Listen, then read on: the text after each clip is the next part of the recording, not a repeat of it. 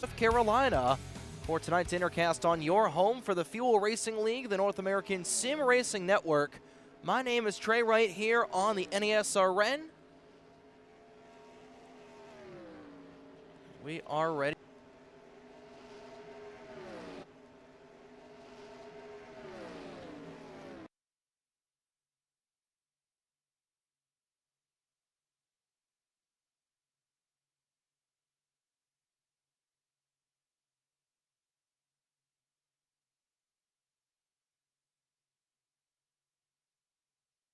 Connection lost.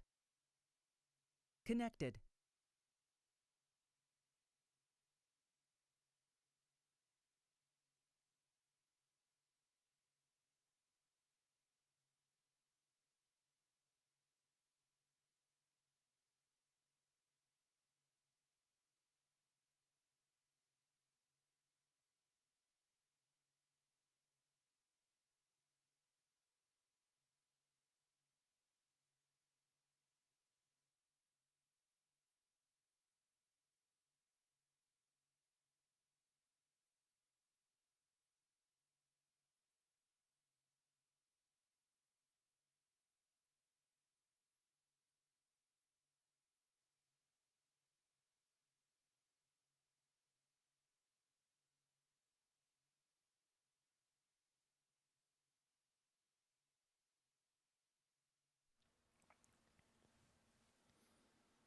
Give me fuel, give me fire, give me double shot inside.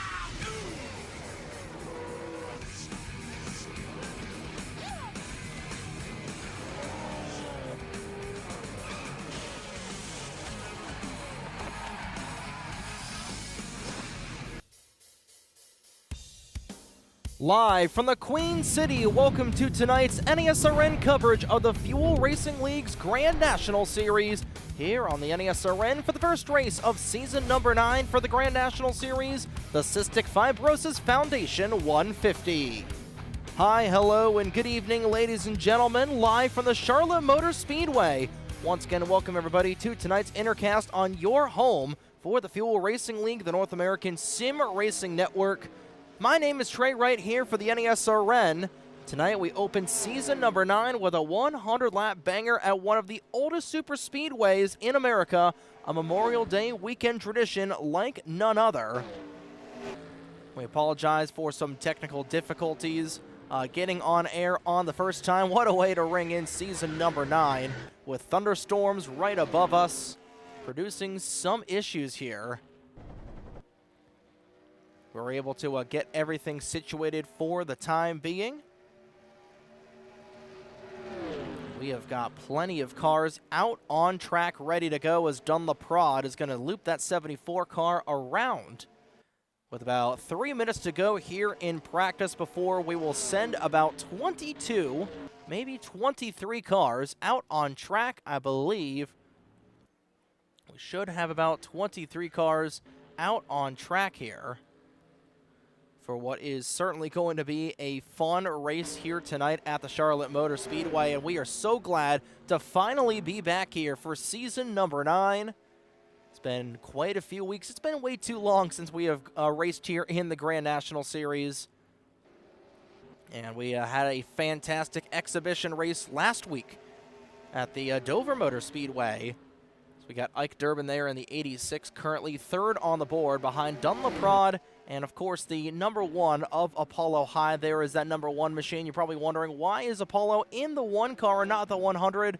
Because that man right back in there, rather up in here, is currently making his 100th career start here this evening. Tyler Stallhood, the fuel director, has reached the centennial mark here tonight, and as such, for tonight only, he is running with the number 100. Trying to see if he can get a win here in his 100th career start. Does have a couple of wins to his name. Did have a win last season thanks to fuel mileage at the Pensacola Roval, and he is looking pretty fast here tonight. 15th on the board of 22 cars that have put down a lap so far. And it is looking to be a very fun race here, as we'll take a look at the race analysis for the Cystic Fibrosis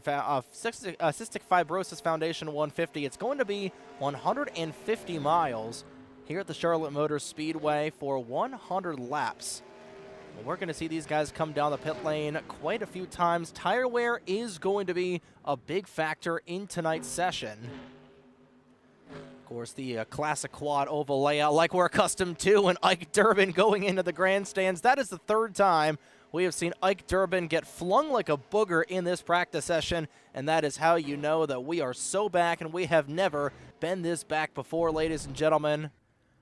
Quite a few new schemes, new numbers, and some new drivers and old drivers out in here. There's Trek Tugger in the number 60 Lakoa Suburban Cowgirl Steakhouse automobile, and there's Blake Warren in the 60 in the Cystic Fibrosis 65 Roses Cystic Fibrosis Awareness Month automobile that he has been racing in the month of May across all of NR2003. And of course, tonight is a charity event. As you can see down at the bottom, there is a QR code to scan and donate to the Cystic Fibrosis Foundation. So far, Blake rather, has raised about $170 so far, and you will see a couple of the names on the deck lid for some of these guys on that 8 machine. But the link to donate will be down below, and we'll be showing that QR code periodically throughout this entire field, or throughout this entire broadcast. But Rich Roy strapping back in an automobile after being up in the booth 1 week ago at the Dover Motor Speedway. Will Goss returns to car number 82. And driving the 44 this year is going to be Connor Edwards in that beautiful-looking Sunoco number 44 car. Got Grant Warren back in the fold in the 33. Of course, Ike Durbin is back as well. And it looks like we are going to be getting about 23 cars coming off here to go downstairs for qualifying, and we will. So qualifying just about to get started here on the North American Sim Racing Network's coverage of the Cystic Fibrosis 150 here at the Charlotte Motor Speedway. Glad to have everybody aboard here. And we have got our biggest field in quite some time. I'm not sure if we got any sort, or how big of a field we got last season. I think we may have gotten maybe almost about 20 cars of the season opener at the Under Armour Super Speedway, but tonight is certainly going to be fun, and it's going to be a challenge for these drivers. There's a lot of grip on this racetrack. Charlotte is a racer's racetrack. We are so excited to have some fun here this evening, as we always do, but as everybody will go down and qualify for the season opener tonight here at the Charlotte Motor Speedway, we'll go back downstairs as well. So we're going to take a quick timeout. When we come back, it'll be the start of happy hour, and soon after that will be the start of race number 1 of this season, here for season number 9 of the Fuel Grand National Series, the Cystic Fibrosis Foundation 150, here from the Charlotte Motor Speedway, live on the North American Sim Racing Network.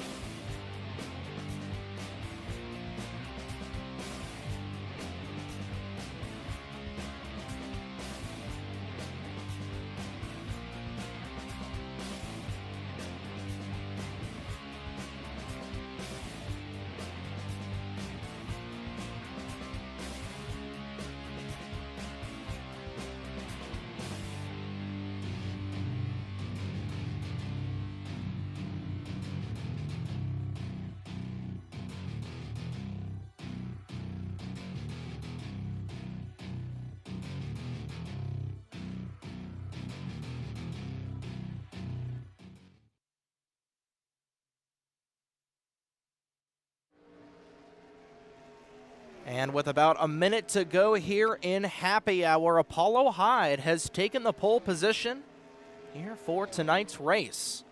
So we'll get a look at the starting lineup here in just one moment.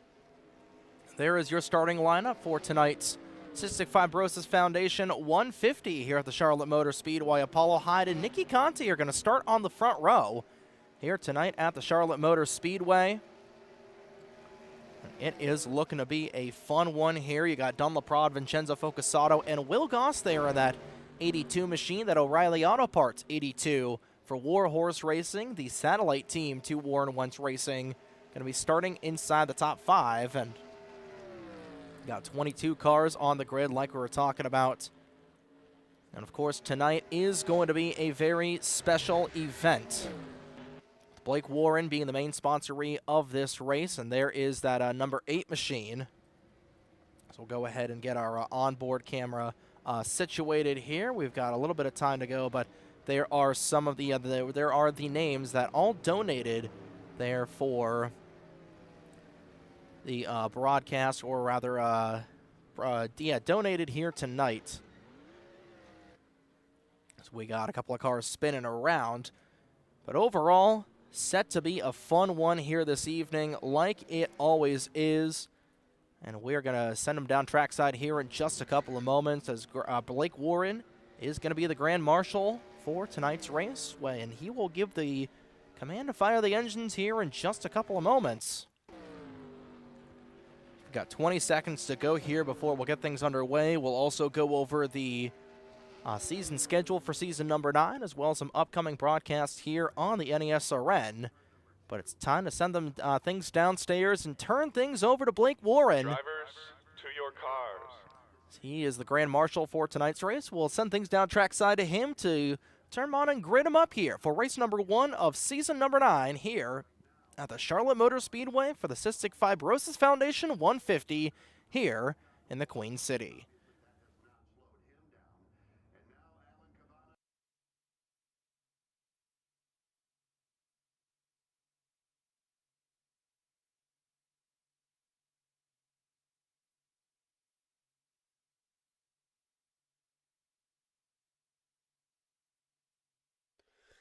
As a driver of the Fuel Grand National Series, and as someone with cystic fibrosis, thank you everyone who donated to the Cystic Fibrosis Foundation for this special race at Charlotte.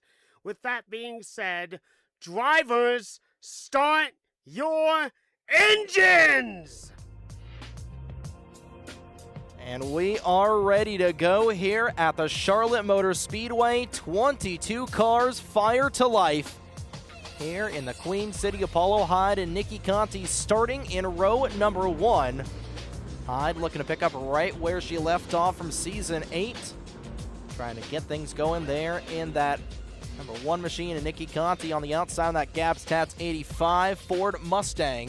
Vincenzo Focusato, Don LaPrade in row 2, Will Goss and Drew Fast in row number 3. And here we go. What better way to ring in season number 9 like this? Apollo Hyde will lead the field towards the Reese's restart zone. There's the green flag in the air. We are underway from the Charlotte Motor Speedway. Welcome to Fuel Grand National Season 9.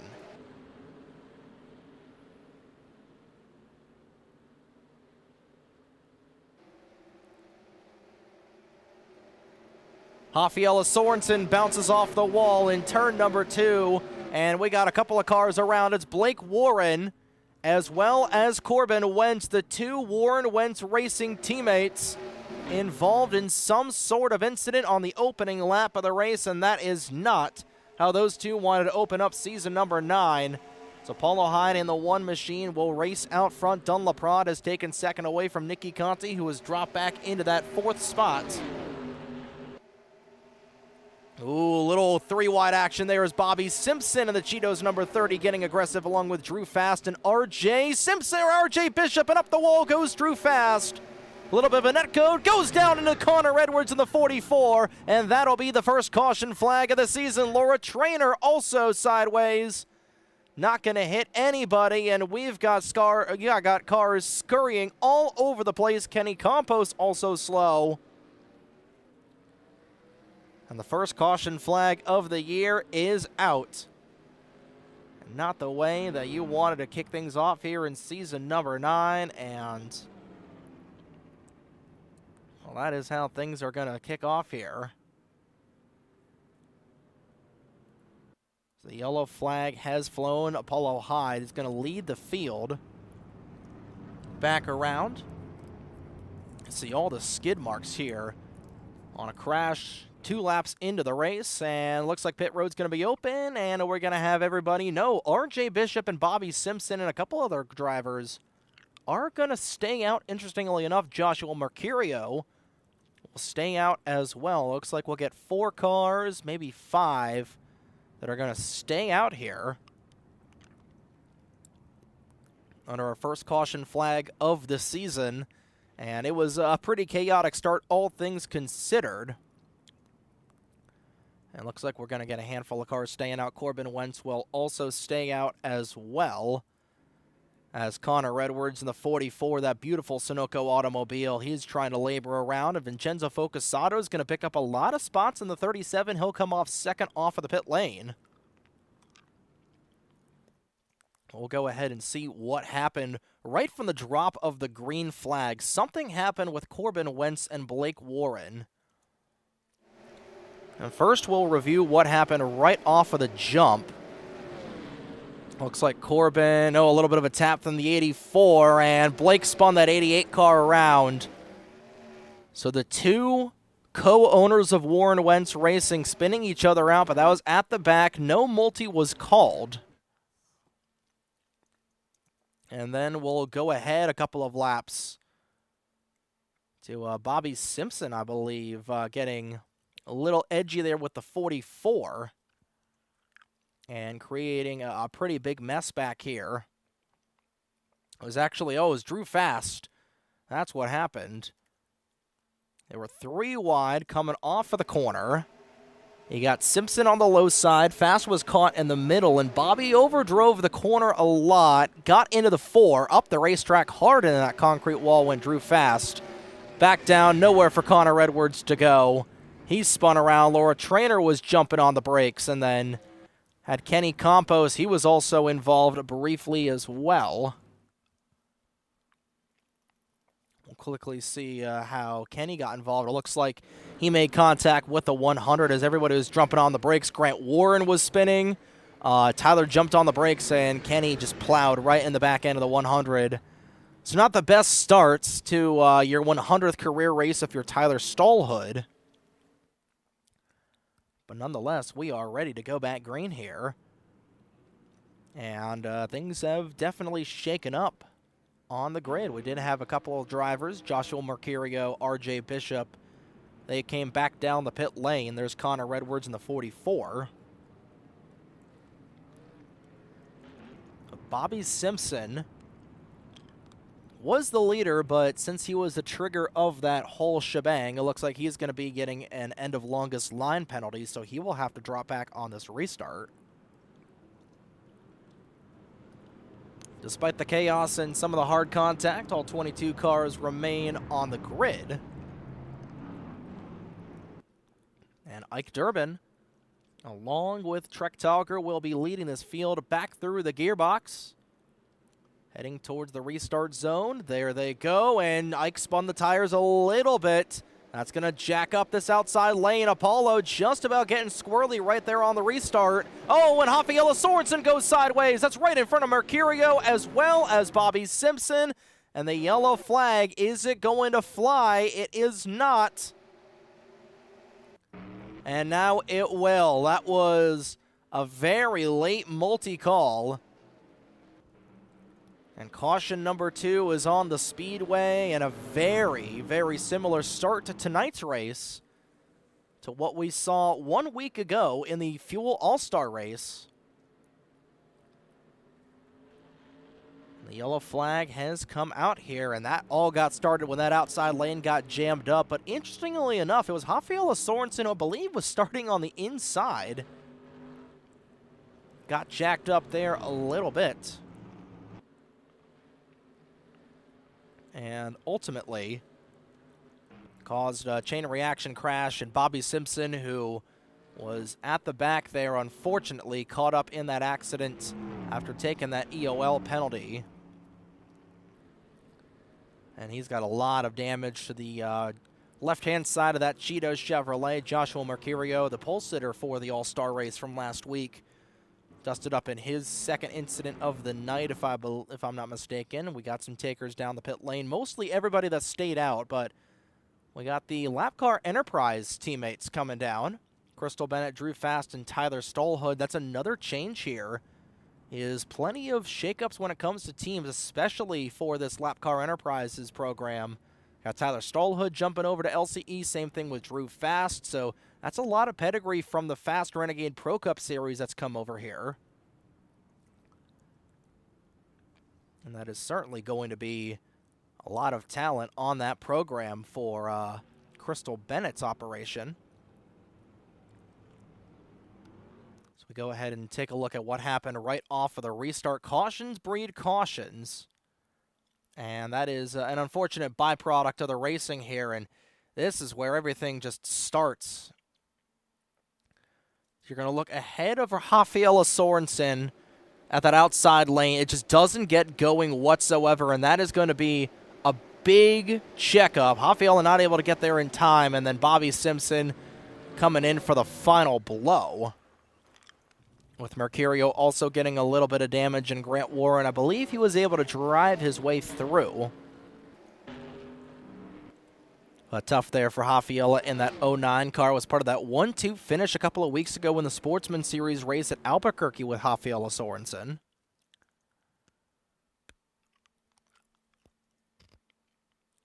With Emmy Schizzato, I should say. And the 09 will come back down the pit lane anyway to top off on fuel. Might as well put some tires on. She's got an EOL penalty either way. And we'll see if this will recycle some familiar names back to the front. Will Goss will start on the inside of row number 2. Vincenzo Focasato will jump up into the outside pole spot. And Trek Talger in the only Lycoa in the entire grid. That is a fictional spot or a fictional OEM. I believe from the TIA Master Cup Series. I have to get that confirmed or denied. But overall, Trek looking pretty strong. Overall, so far in the opening stages of this race, already going to be 10 laps, 10% of the way through this race this next time by.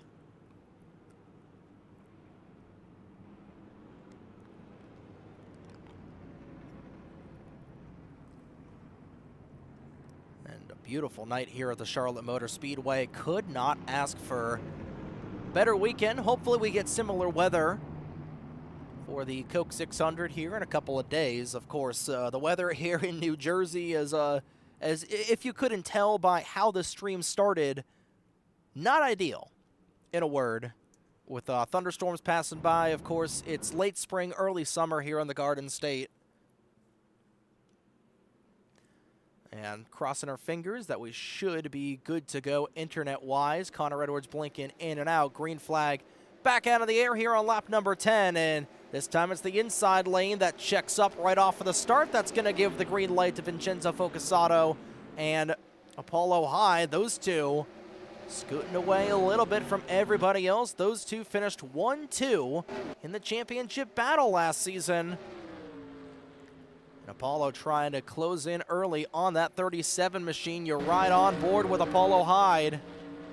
She's got a little bit of a run to the inside, and the yellow flag has come back out right as we are talking about it. Big crash, Rich Roy, RJ Bishop, and we've got several cars around. It's the big one in turn number 4. Every time we go to an onboard, the big one happens. Doesn't matter if it's online or offline. Already under our third caution of the night, Laura Traynor as well as Kenny Campos have both retired from the race, and I believe Bobby Simpson might be on his way out as well. He has got significant driver's side damage in that 30 car. And And that will thin the field down to 20 entrants. Vincenzo Focusato won the race back. And Trek Tauger will finally come back down the pit lane along with Dunlop Prod. Those two, along with Grant Warren, Drew Fast, and a couple others, will be the only ones to trickle down, but the lead will remain the same. So we'll go ahead and see what happened here to put us on this third caution, and it looks like it was a pretty big one.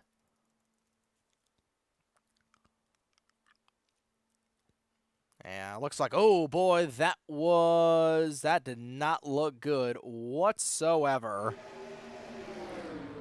Well, we know the reason why Kenny Campos retired. Got on the flat part of the track, got up, oh my lord. Laura Trainer also involved. She went into the catch fence. And RJ Bishop, for the second time in as many weeks, went barrel rolling in the corners.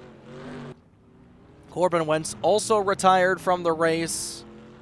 So that'll bring us down to 19 cars. Goodness gracious, I didn't realize we're going to get a couple of flips in that whole accident. And I think this all started when Laura Trainer got out of shape. And everybody was just trying to check up. Yeah, the 76 was running in third at the time. Got loose. And then all hell breaks loose right behind her. Not the night Laura Trainer was hoping for their return to the Fuel Grand National Series. We'll follow along with RJ Bishop before getting you back to the action here for the third restart of the race. Nowhere for him to go as he got spun up into by Rich Roy. Only did one revolution, so not as hard of a hit as we saw last week at Dover. But still a pretty significant knock there. And of course, you're going upside down, so that is going to hurt the car a little bit, even though we're on moderate damage. Certainly not what the doctor ordered for RJ Bishop, but this could be a good trend for him, because whenever RJ flips in a race, typically he's going to end up finishing inside the podium. So we'll see if that trend will continue tonight with 19 cars remaining on the grid. Vincenzo Focusato still with the lead right now, has officially led the most laps, most of them being under the caution flag. Of course, tonight's race is being brought to you by the Cystic Fibrosis Foundation.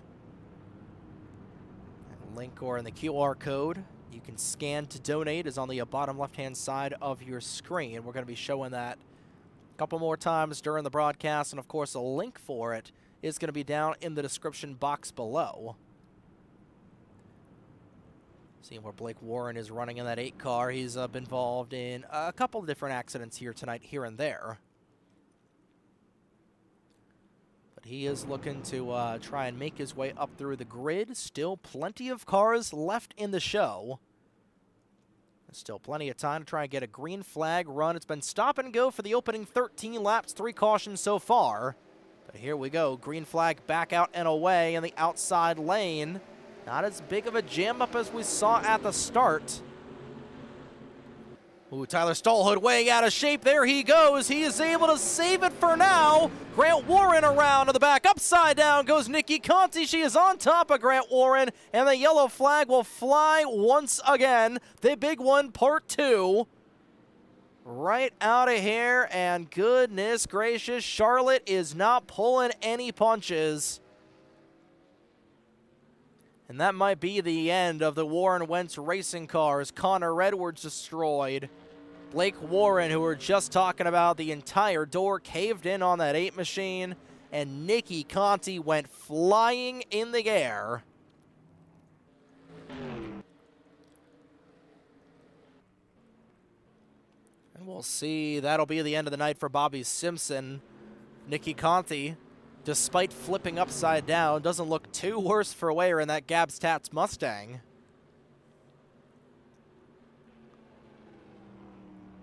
Tyler Stallhood, he made an incredible save there once again.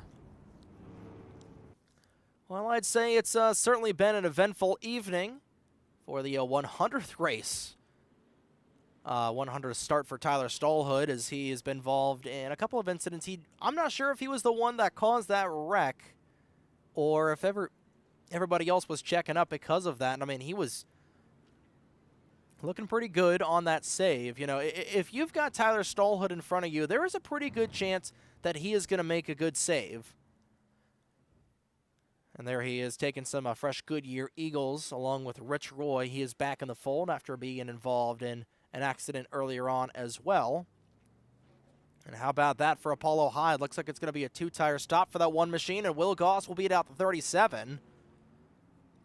So the Warhorse Racing, a couple of drivers out here looking to do some damage as well, as Will Goss will be third off of the pit lane. Of course, looks like Grant Warren, he's going to stay in the race for now. He's got a lot of damage, though. And we'll take a look at just what happened. They're right off of the restart. We'll see the 100 at the top of your screen. Him get loose on the flat part of the track. We'll follow along with what happened with Grant. Oh, he got really tight coming off the corner. Bounced back down into the 85 and upside down went Nicky. And that looked straight out of Lights Motors action. With that 33 car being on top of the 85, and somehow Nicky Conti was the only one that was able to drive away relatively unscathed from that accident. And we'll get one more look at it here, following from the spectator cam, and just see, we'll see what the race fans saw from what has so far been our biggest accident of the night. Got flicked there by the 8 car on top of the 33, so a hit from one Warren brother results in being on top of another Warren brother, and I can't wait to hear the radio call of that crash afterwards, as let's be fortunate these aren't Indy cars and these are closed-bodied stock cars. And after that, we have gotten the word that we're going to be getting single-file restarts from here on out. Per is the rule for the Fuel Racing League. If we have, at any point in the race, 3 different cautions right off of a restart, we'll be relegating to single-file restarts, and that is really good for Joshua Mercurio, who right now is on a little bit older tires than Apollo Hyde. But now, I mean, if you spin the tires, that's going to be the entire field right behind you, so Mercurio, Togger, Drew Fast, and how about Rafaela Sorensen? A good recovery for her after being involved in that second caution of the night.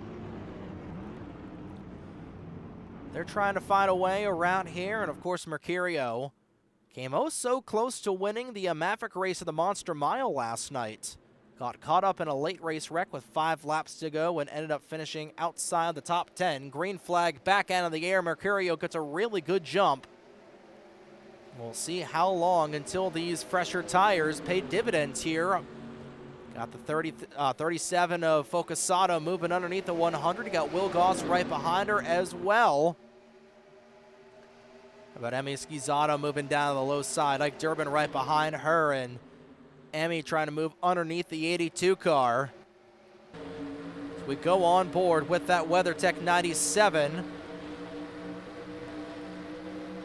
Ooh, just about dips the left side of that car in the grass, able to get things going, and now Apollo Hyde into the outside wall. Trek Togger trying to get out of dodge as Mercurio has slipped back a little bit on the outside lane. That's going to give Drew Fast a path down to the inside to try and take that second spot away. He'll do so. Vincenzo Focusato also up in there as well. Got Rafaela Sorensen right to the outside of her girlfriend. Schizzato will go back in line, and again, these two doing a little shaking and baking here, with Tauger driving that Lycoa like he stole it. Ooh, a little bit loose there for the 97, but Emmy's able to hold on for now. Up the track goes the 97. Same thing with the 86 of Durbin. He'll fall back a little bit into the clutches of Stallhood and Connor Edwards as well. This has been a really good run for Connor Edwards, despite him being involved in a couple of different incidences so far tonight. He's running pretty well, just outside of the top 15. We got a car down the pit lane, not sure who it is. It's RJ Bishop, who had a flat tire, I believe. That's going to easily put him down a couple of laps. Oh, and just as well talking about Connor Edwards, unfortunately, I believe he was disqualified for having too much damage on the car. We'll get clarification what the DQ was for. But it was actually going to be just a black flag for RJ Bishop. So the commentator's curse will strike Connor Edwards, and he is going to be running in 18th. And that's going to really suck for him. But meanwhile, sucking up to the back bumper of this 60 is Drew Fast, and he is looking mighty fast. For the winner of the exhibition race for the Fast Renegade Pro Cup Series at the Hickory Motor Speedway earlier this week on Sunday night. Love to get a win here in the Fuel Grand National Series, and he's trying to fight that two-front war right now with Vincenzo Focasato with a boatload of steam right behind that 4 car. He had to check up. That's going to bring Will Goss and Joshua Mercurio back into this battle. So pretty much most of the lineup, if not all the lineup, for Warren Wentz Racing kind of been taken out of contention for the most part, but you got these Warhorse development drivers still up here. You got Mercurio, you've got Goss, and you got Grant Warren back there in 16th. Got these kind of hired guns here for Goss and Mercurio. And Mercurio, what a save! He had that car completely sideways, and now Schizzato hard into the wall.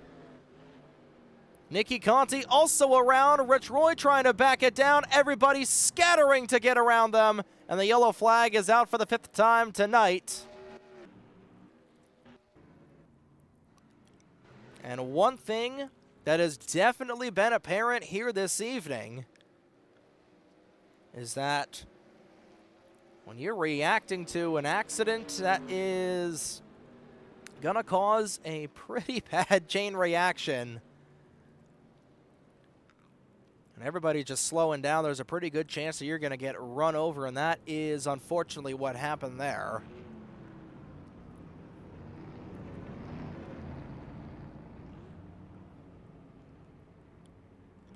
Caution number 5 out on the speedway, and interestingly enough, Tauger and Mercurio are going to stay out. Everybody else will come down the pit lane. And it is going to be a lot of good drivers coming down, and a lot of solid drivers as well, as Drew Fast will come down, will follow along with that Valvoline number 4 car.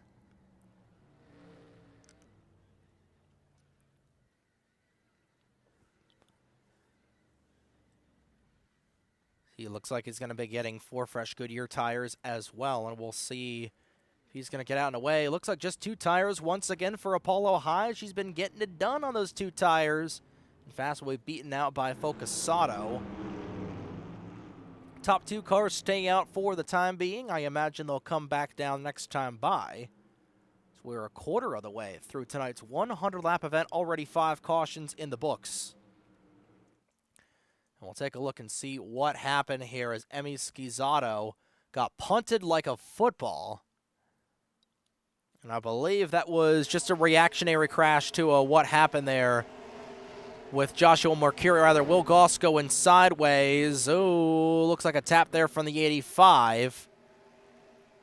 Sends the 85 car around as well. Rich Roy also spinning, and Rafaela Sorensen spinning down the pit lane. She might get a penalty for that. Fortunately, it wasn't too much like ARCA brakes. I mean, it certainly looked like a little bit of an ARCA accident, but you know what? I've seen worse personally. We'll check out this save from Will Goss once again, because that was impressive. He had the car pretty much sideways and saved that shebang. Back end stepped out. He got it saved. And unfortunately, same could not be said for Emmy Schizzato, as everybody came flying through there. I'm not sure, did Stolhood run over the 29? Oh, a lot of contact there. So Rich was trying to get the car saved underneath of him.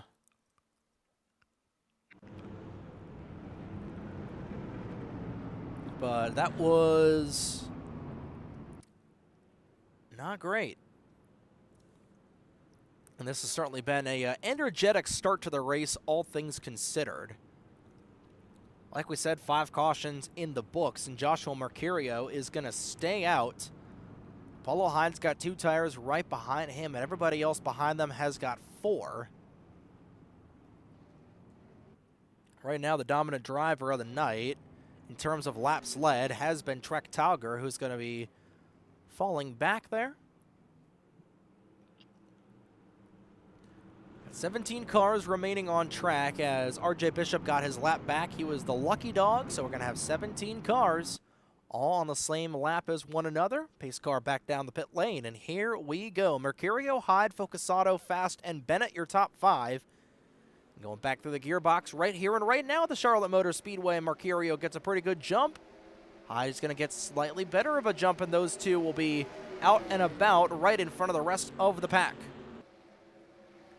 Mercurio tracks up high. Hyde has got the inside lane. Way too high for Mercurio. He just keeps it out of the wall.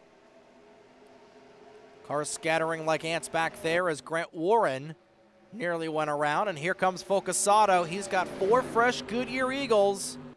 We'll see how much he's able to take advantage of them with Apollo Hyde right out in front of him. Have a Crystal Bennett right there in that 4th spot.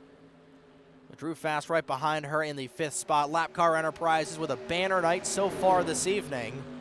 They're trying to get 2/3 of their team in the top 10. A little contact there between Fast and Goss.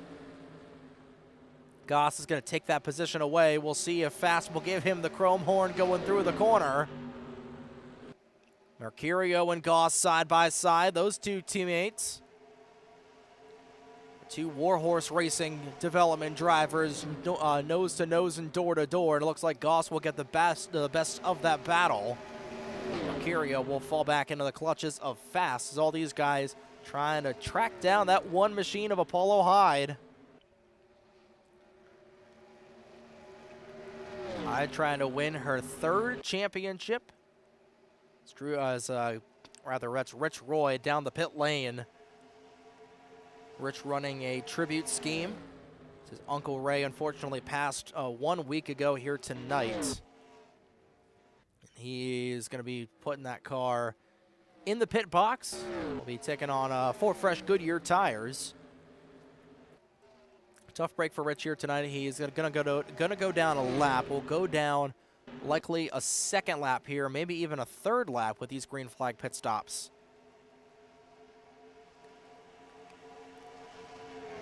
Tough break for him. He's looking for a caution flag to get back on the lead lap, and Apollo Hyde has been reeled in a little bit by this 37 car as Focusato going up the track, and now all these guys starting to lose a little bit of grip here off the corner. Blake Warren sideways out of turn 2. He's going to smack the inside wall hard. Single car spin. No yellow flag. We'll see if he's able to fire up that Chevrolet Camaro, and he will. That'll drop him back to 16th. He was running in 9th at the time.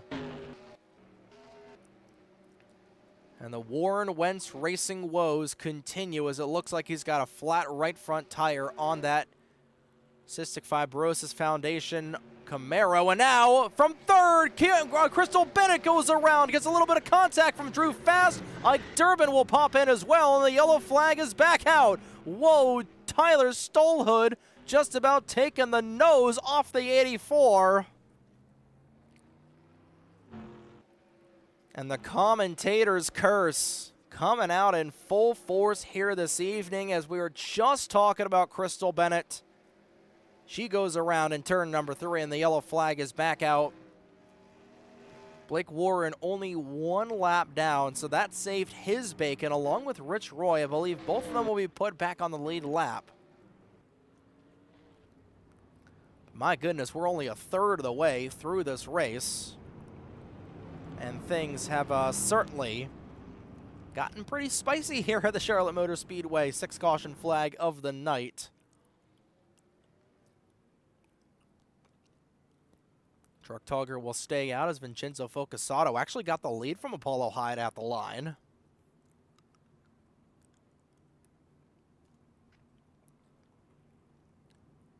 Those two will lead the field down the pit lane. Will Goss got up to third.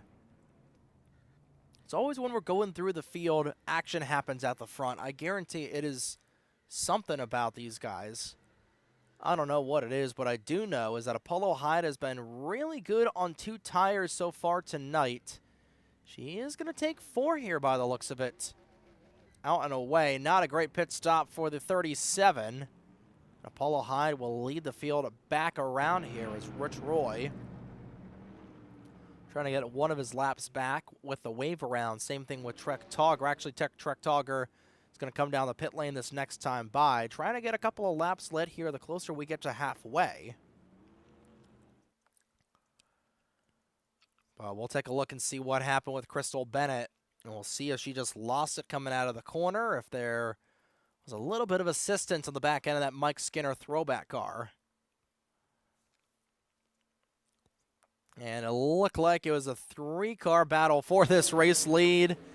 Tried to get to the inside and overdrove the corner, unfortunately. Backed it into the outside wall. Drew fast with a significant amount of damage. Ike also got in there as well, and that was very, very, very close for the 100 car. Fortunately, nobody else hit the 84.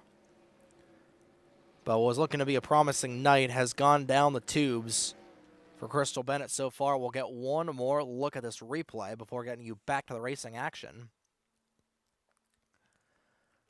And that, unfortunately, was just biting off way too much that you can chew, trying to race up here on fresher tires. And fortunately, it didn't look like there was significant contact with anybody.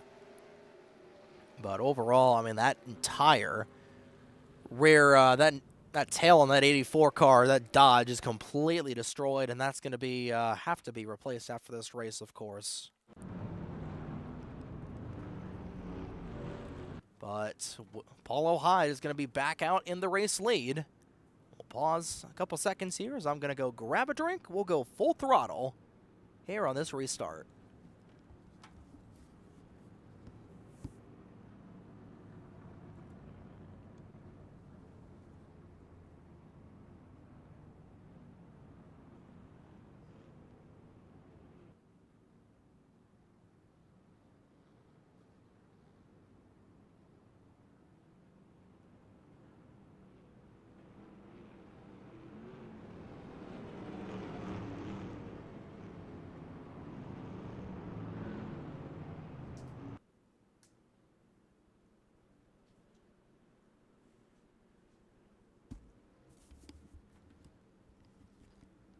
All right, I got my drink.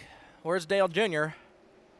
Oh, yeah, I forgot he ain't in this race. Green flag back out and away. Third of the way through the Cystic Fibrosis 150 so far. And a good restart for Apollo Hyde and Will Goss right on the back bumper of that 100 machine as those two, nose to tail. Couple cars into the outside wall off of the restart. No harm, no foul. Will remain green for the time being.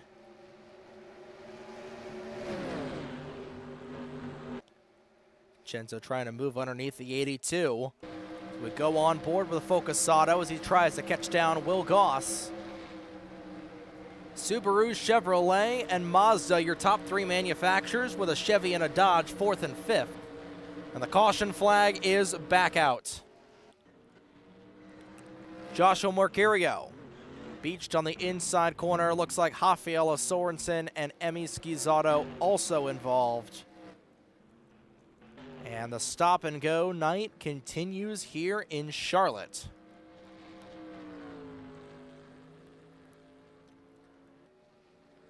That was the battle for 8th between the 2 REM drivers. And this will once again halt things a little bit. 40 laps in the books this next time by. Half of them will be ran under the yellow flag.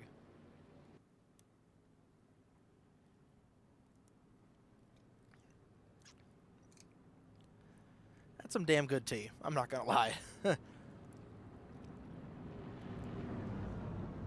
So that'll put Rich Roy back on the lead lap. And we'll see, do we get any takers? Vincenzo Focusado is gonna come down. That is a bold strategy. His teammate is not going to follow him from behind as Rich Roy trying to scoot around everybody. He'll get his lap back as the lucky dog. Sorensen trying to labor that Mikasuki Charger into her pit stall. RJ Bishop also in, along with Stolhood and the aforementioned Focusato. But Apollo Hyde will stay out. And lo and behold, we haven't talked about Dunlaprod a whole lot tonight, and we'll talk about him a little bit more when we come back. But first, we'll review what happened here in this 7th caution of the evening, not even at the halfway point. It has been an eventful night for the most part. We'll see what happened. Mercurio, we got on the flat part of the track and then completely kamikaze the 09. Trek Togger, how did Trek get through there? Wow. He was dirt tracking that like what a drive there through the fire and the flames. We'll get another look at that there following from Trek's POV because that was wild. Here he is with the 60 and got all the chaos right in front of him, and he just drove through there. He did not get any sort of contact, did he? Avoid the 97. Just barely avoided the 09. How about that? Oh, my goodness. Nicky Conti was also to drive through there without any sort of shenanigans as well. And we'll get one more look here from the vantage point of Mercurio. Yeah, he just got tight coming down the track and just about drags the rear end of that thing along the catch fence. And everybody, unfortunately, getting involved in that accident towards the back. And it looks like RJ Bishop has also pulled his car behind the wall. Actually, it was RJ Bishop. So he will join Connor Edwards, Bobby Simpson, Corbin Wentz, Laura Trainer, and Kenny Campos, as well as Joshua Mercurio, who also has retired from the race. So that'll leave us with just 15 cars remaining on the grid of the 22 that started this race here tonight. Charlotte does not play well, and that's exactly what we've been seeing here tonight, but the cream has certainly risen to the top. Dunlaprod is back in here. Of course, Will Goss and Apollo Hyde have been two of the dominant cars all evening. We got Drew Fast. We got Nicky Conti back in the fold after being on top of the 33 of Grant Warren. Trek Togger is still very much in this. Ike Durbin is still in this, and you got the cars in here that came down the pit lane that last time by. We'll see what they can do on 4 tires, but green flag back out and away. 10 laps, make it 9 laps until the halfway point. Here are the Cystic Fibrosis Foundation 150 from the Charlotte Motor Speedway in the top 3, springing out like a rocket down the back straightaway. Warren into the wall, no worse for wear. He'll keep chugging along. As Will Goss trying to bring the power down on the inside in that 82, and he is going to get a huge run on the back end of the 1 car. That might be side by side going through the corner.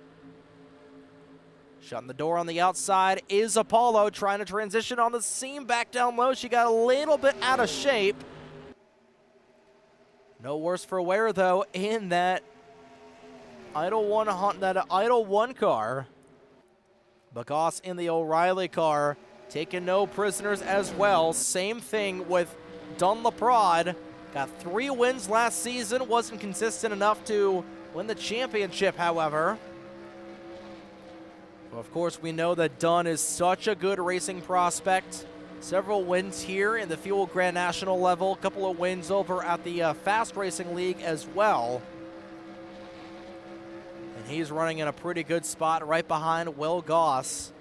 Longest green flag run of the night so far has been 7 laps.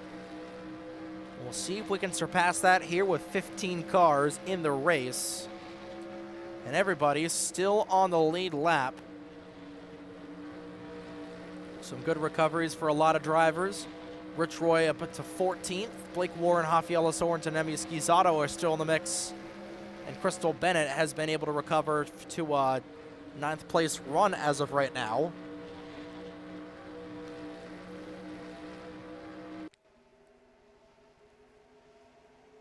Goss trying to find a little bit of grip on the outside of the quad oval. That's not typically a place that you would expect a driver to try and find a little bit of grip up high, but nonetheless,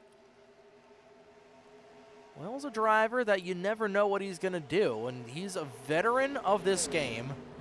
He's been racing in NR2003 for so long, and he certainly has shown his experience in the game. Of course, you don't make a save like that going into turn 3 at Charlotte without having plenty of experience with car control underneath you, especially in this open setup league. But he's starting to taper off the back end of that one car as Hyde has opened things up to a half a second lead that last time by. And I believe this next time by is likely going to open it up probably about maybe 3/4 of a second, I would gauge, because Dunn is right behind that 82 car. Those two Camaros are going to start to fight things out here for second pretty quickly. At the line, it's going to remain at about half a second there between the 1 and the 82. LaPrade looking for any way he can around this 82, and now you've got Drew Faster who's gotten back in here. Same thing with Nicky Conti. That Gabs Tats number 85 car was on the C-post during a very eventful day at the Watkins Glen International for Bobby Dale Earnhardt's number 89 car. We'll just say it was interesting, and we'll keep it at that. But Nicky, starting on the outside pole for this race, has been involved in a couple of the accidents here. I believe, no, that was RJ that flipped upside down. He's currently out of the race, but Nicky was on top of another car earlier on. That's how wild this race has been. You've got a car that was on top of another car, Claude Scruggs and Todd Marcus style from Cars 1, and she's still up inside 5th. It's the beauty and the magic of moderate damage here in the Fuel Racing League. Rafaela Sorensen looks like she's going to call it a night in the 09, and she will. So that'll leave 14 cars still on track here. Right at the halfway point, Apollo Hyde will get the cross flags. 14 of the 22 cars still on the grid. It's about a third of the cars that entered the race now out of the race, and here we go. Longest green flag run of the night so far, 50 down, 50 in the book with 50 to go. And Apollo Hyde looking really, really strong, but remember, if memory serves me right, she's still on a 2-tire strategy from the last time she pit. And I'm pretty sure that 74 and 82 drivers are both on a 4-tire strategy, so they've got a little bit of advantage in the tire wear category, and it's showing right now. Hyde, that last time by, ran a 29.65. Well, Goss ran a 29.6 even, and LaPrade ran a 29.62. So they are certainly chugging along right behind that one car. It's a 3-car breakaway for the time being. Fast and Conti, you're going to duke it out here. And remember, Vincenzo Focusato, one of 2 drivers that came down during that last caution sequence. He's moved up to 7th. He's got the freshest rubber of anybody on track. This race goes green for the rest of the way. Watch out for that Momo Mazda. Most recent winner here for a points-paying race. Got to go back to a couple months ago. This caution flag is out. Rich Roy has spun his 29 machine around. We'll see if he's able to get it refired in time.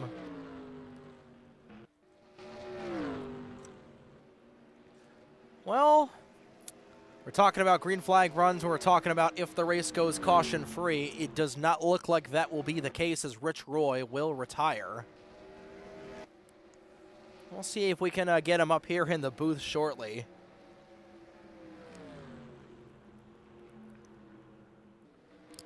Nonetheless, 8th caution flag of the night. Everybody circling back around to catch up with the pace car. And it has certainly been a night.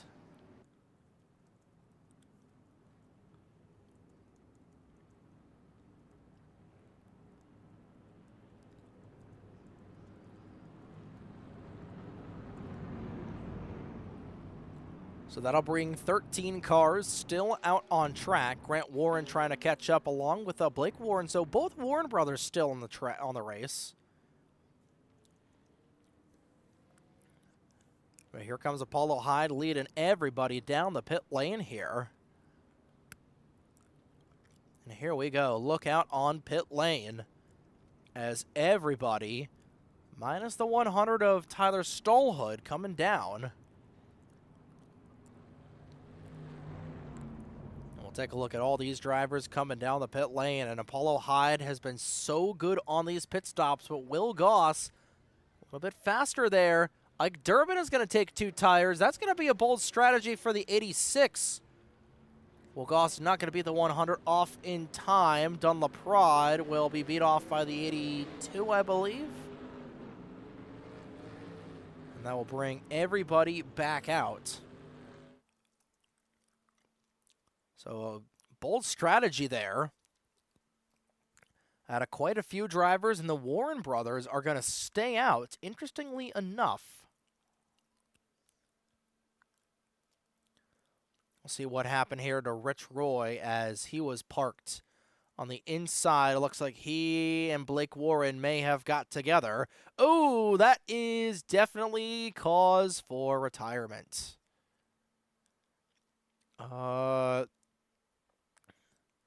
Oh yeah, that is not what you want.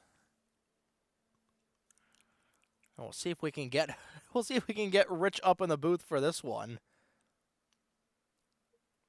User was moved to your channel. Well, Rich, you want to walk us through what happened here? Yeah, so what happened was my Wi-Fi that I'm using spiked. And if you ever race online, there's a thing that tells you what your latency is, and I saw that go through the roof. So I tried to give Blake a second and a half entering turn 1, and the next thing I know, I was an airplane in turn 2.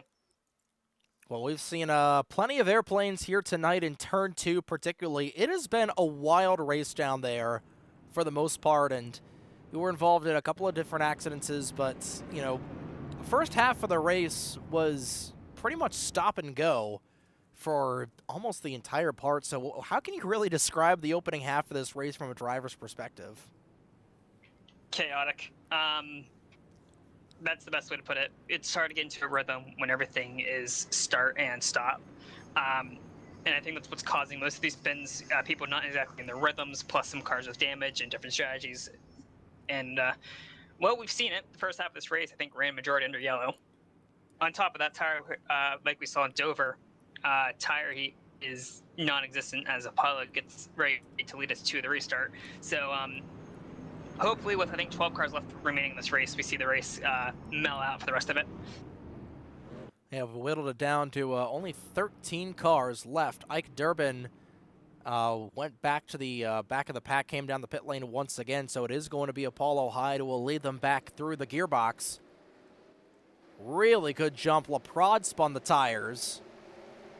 Saw a lot of tire spinning right on these restarts, Rich, and that's really been a product, especially on these cold tires right off of a restart, and that's been a product of why we saw a ton of restart crashes the very early ends of these races. It's been, like you said, in a word, chaotic.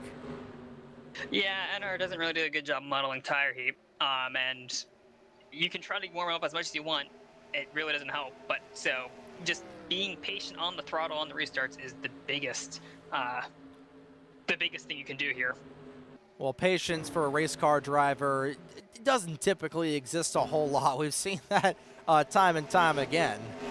But, you know, we've had a pretty interesting cast of characters towards the front. You know, if you've of course have got Apollo and Dunn. They've been running really well. But how about Will Goss in this 82? We were talking about it a little bit earlier in the broadcast, just how experienced he's been. But we haven't seen him recently in the Fuel Racing League, and he has been running pretty solid up in here in this 82. And same thing with Nicky Conti. You know, we've seen a little bit of parity throughout this race, but it has really just been survival of the fittest, hasn't it? Survival is the biggest key, especially in these longer races. Of course, this is, I think, the longest race we're going to have all season. So any one patience is, I know it's not existent, but it is critical here for 100 laps.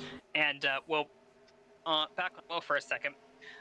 Running into a whole bunch of different leagues is, I think, what is letting him run up here. He knows different disciplines. He knows how to he's ran a bunch of different tracks, and yeah, everyone runs at Charlotte, but there's different versions of Charlotte. So the different leagues you run in. Let's see. I think he's actually clutching as he just went by the camera. But the more leagues you run in, the more experience you gain, and the more different tracks you run in. And there are several tracks like Papyrus, Charlotte. So that's no surprise we're seeing him run up front. And he has been really well so far tonight. Hasn't led any laps, but has certainly put himself in a position to be there at the end. But like you mentioned, Rich, this is our longest race of the season by 50 miles. It's insane to think, you always talk about is Nicky Conti. Oh, and Drew Fast spinning around. Back up the racetrack goes the 4. Does he come back down in the path of anybody? Tyler Stallhood's going to drift his way around that 4 car. Drew was running in 5th, and the caution flag will not fly, and a tough night for him. Will likely end up on a wrecker, and that is so unfortunate, but that is real. We've seen a lot of drivers overdriving turn 3, and we saw Will Goss do it, we saw Nicky Conti do it, we saw Crystal Bennett do it earlier in the race, and now just recently we saw Drew Fast do the exact same thing. He's been involved in a couple of different incidences tonight, and he's going to easily go down 2 laps. The biggest thing with, I think, all the default tracks is entering all the turns are there's only really one groove, and you have to hit it perfectly. And Drew misjudged it ever so slightly as he is coming back on the track now. But that's caught a lot of people. Caught me out earlier in turn 1. So. Oh, Grant's around the back. Turn 2. I think the same type of ordeal. Yeah, turn 2 has not been friendly to Mr. Grant Warren or just the Warren brothers in general. That was just right off of the hop there from what we saw with Blake Ward and Corbin Wentz right from the initial green flag. It's certainly been a tough track here, and of course, with it being the longest race of the season, like we were talking about before Drew Fast had that issue, you talk about with the Coca-Cola 600, plenty of drivers have been in position to win the Coca-Cola 500, but that last 100-mile sludge is just so hard for some of these drivers to get through. And the same thing here. We've got 36 laps to go. It's just that final little stretch here. We're on lap 67 this next time by, but these next 33, 34 laps are going to be very difficult for these drivers. It's this final 50-lap sprint that's really going to separate the best from the drivers that want to be the best, but overall, it's been a fun one so far tonight. We can't thank Blake Warren, even though he has had some of his struggles here tonight. We can't thank Blake for putting on a fantastic race here tonight. Everybody has been putting on a show, as we got a battle for the race lead brewing here as LaPrade sucking up right to the back end of this 100. These two have been on top of one another for the better part of the last 5 or 6 laps, and these guys are going to be dueling here in the next couple of laps, Rich. Apollo versus Dunn. Tell me where I've heard that before. Everywhere. I would not be surprised if Dunn is saving a bit of fuel, because everyone has to make at least one more stop to make it to the finish, and fuel goes about 32 laps, so I honestly will expect people to come down around lap 70 or so. Drew's around, Apollo's in the wall, Dunn's in the infield. Two of them keep it straight. Drew sideways on the racing line.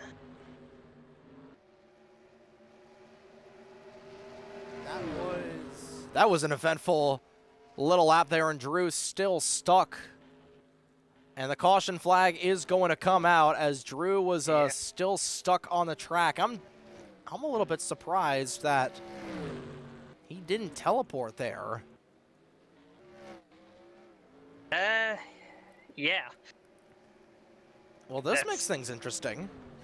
So, fuel was 32 laps. We can now make it on fuel. Tires. I expect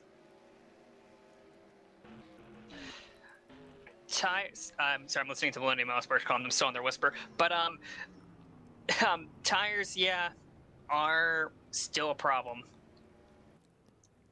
Assuming we go green on the way. If we have another caution, I can completely see everyone pitting again. Because, again, you look at that tire fall off, you're talking about 2 seconds at the very end of a run there. So everybody's going to be taking for Mr. Feelgoods. You know, if this race goes caution-free, which, you know, Rich, the way that tonight has ran, I really don't know if things are going to go caution-free, but you never know. I can't see it. You know, we've whittled down a lot of drivers so far. We've got almost half of the field that started this race knocked out with only 13 cars remaining on track. But this could be the money stop here. With 31 to go, we'll get this race restarted with about 30 to go. Apollo High, her pit crew has just been so consistent here tonight. I think they're probably going to win her a little bit more track position. Crystal Bennett with a pretty good stop. LaProd's going to get out ahead of Will. Dunn made slight contact with Nikki's rear end, exiting the pit lane. Think that cost him anything. Actually, no, it didn't. Top 3 is still the same from when they entered. We'll take a look and see what happened to put us under the yellow flag as Drew Fast currently only 1 lap down. He is going for the wave around, which is going to be risky considering I don't think he has tires left after that spin. Well, he had relatively fresh rubber compared to everybody else from when he had to come down. He just lost it going into the quad oval, and he had Dunn LaProd just about try to go for the pass in the grass there on the inside. And my guess is I'm pretty sure Drew just had a flat tire, and the yellow flag came out there. That is probably the best guess. I know there was some talk beforehand about possibly throwing yellows for cars stranded, which I think is a good thing. I mean, I don't want to see yellows for every single car spin, but if there's a car clearly unable to get down the racetrack with oncoming traffic, as Vincent and Nick are playing games under the yellow, it is absolutely possible. That's why they threw the yellow. You know, and I think that's kind of the precedent that was set last week after we had probably, 2 or 3 instances of cars kind of beached on the wall at Dover that were just trying to get around. You had Apollo Hyde spun around. We kept it green. We had, it was Emmy Schizzato that just about LePaged the field last week. Yeah, there was a few incidents at Dover. Charlotte, Dover, very different, obviously. However, very similar in tire heat is absolutely non-existent in the first few laps of a tire run. But that fall off just comes at you like a cliff, and it is certainly it's certainly been eventful so far tonight. Already 9 cautions in the season openers. We take a look at the upcoming schedule here for season number 9. Quite an interesting slate of tracks coming up. We got Charlotte here tonight, Nashville next Wednesday evening on the 27th. That's actually going to be a tape-delayed broadcast on Thursday evening. Then we got Michigan, Pocono, Long Beach for the opening 5 races of the season. We'll go over the rest of the schedule later on, but 29 laps to go in this race. If this race goes caution-free, it is going to be interesting. We're going to see green flag pit stops most likely, but overall, you know, we could see drivers like Will Goss, like Dunn LaProd, punch in the clutch a lot and try and baby it to the end. They can make it on fuel that's going to be on the very ceiling of their fuel runs, and Dunn is going to get aggressive here. I think Apollo is doing exactly what we just suggested.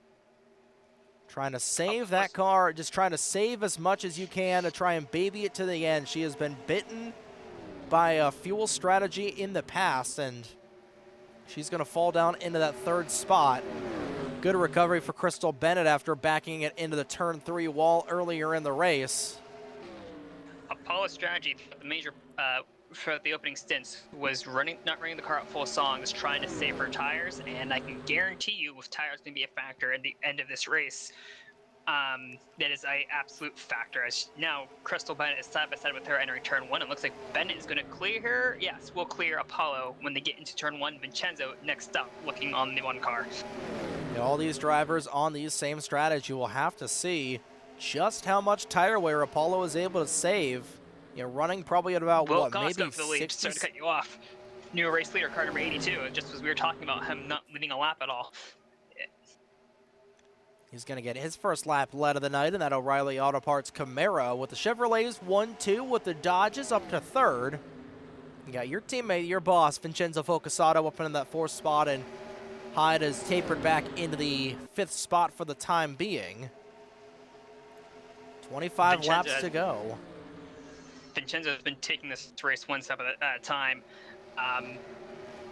You guys didn't hear it, but over the race comms earlier, he was basically saying, save your stuff every chance he got. So Vince, I think another person saving his stuff, obviously they're not as much as Apollo, because Apollo has backed it way down from the pace she was running earlier. Yeah, that last time by, she was running about a 29.9. Now that last time, she was still running a 29.9 compared to the 29.2s that she was putting up earlier, so she has backed it off by 0.7 of a second so far. And this is, we'll see if Will Goss is able to hold on to this pace. He's running a 29.4, so he's off by a little bit from what he was running. Dunn's running 25 or 29.5s. 29.53s to be exact. So that's about, I think, where he was running earlier. I think he was running somewhere in the ballpark of 29. Actually, I think these guys were running 29.6s earlier in the middle of a run. So they're definitely pushing their cars. And Hyde has actually dropped back to about 0.3 of a second off of her original pace. So she's going to surrender another spot to Focasato. She just ran a 29.4, so keep an eye out on this 1 car. I think Apollo, though she's in 4th or 5th now, I don't think, I think she's going to be a late charge near the end of this race. The last thing you want to do is fall down in the order too much because, of course, you were talking about how Vincenzo, he was also saying just save stuff as much as you can. He was going on a little bit of a charge here in the 37. He ran a 29.3 that last time by, fastest lap of anybody. So he's certainly starting to open up a little bit here, but Hyde's going to go down to the inside. I think she realizes, all right, Vincenzo's starting to open it up a little bit, trying to find a way around my championship rival from a season ago, and that got close going into 3. This is going to be the championship battle, barring if Dunn runs more. Actually, I'm not sure what Dunn's schedule is for the season, but 37 versus 1, this is probably a snapshot of what we're going to see the entire season. Well, coming around to 20 to go. This is certainly been an eventful race here tonight. You got Goss, Laprade, and Bennett, your top 3. And this could be the battle for the win right here between Hyde and Focasato. And Nikki Conti, don't look now, she's running about a similar pace as this 1 car. I think Nikki could be a dark horse candidate for this race. Same thing with Emmy Schizzato. Ike Durbin also back in here.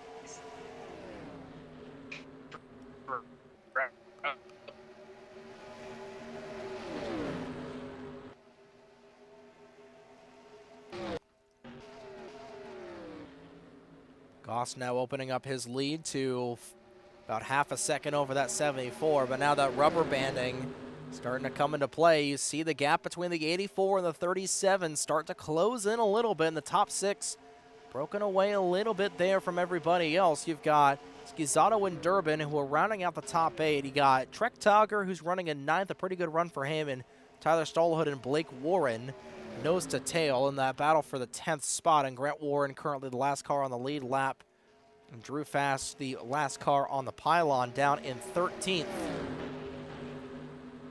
Ooh, here we go.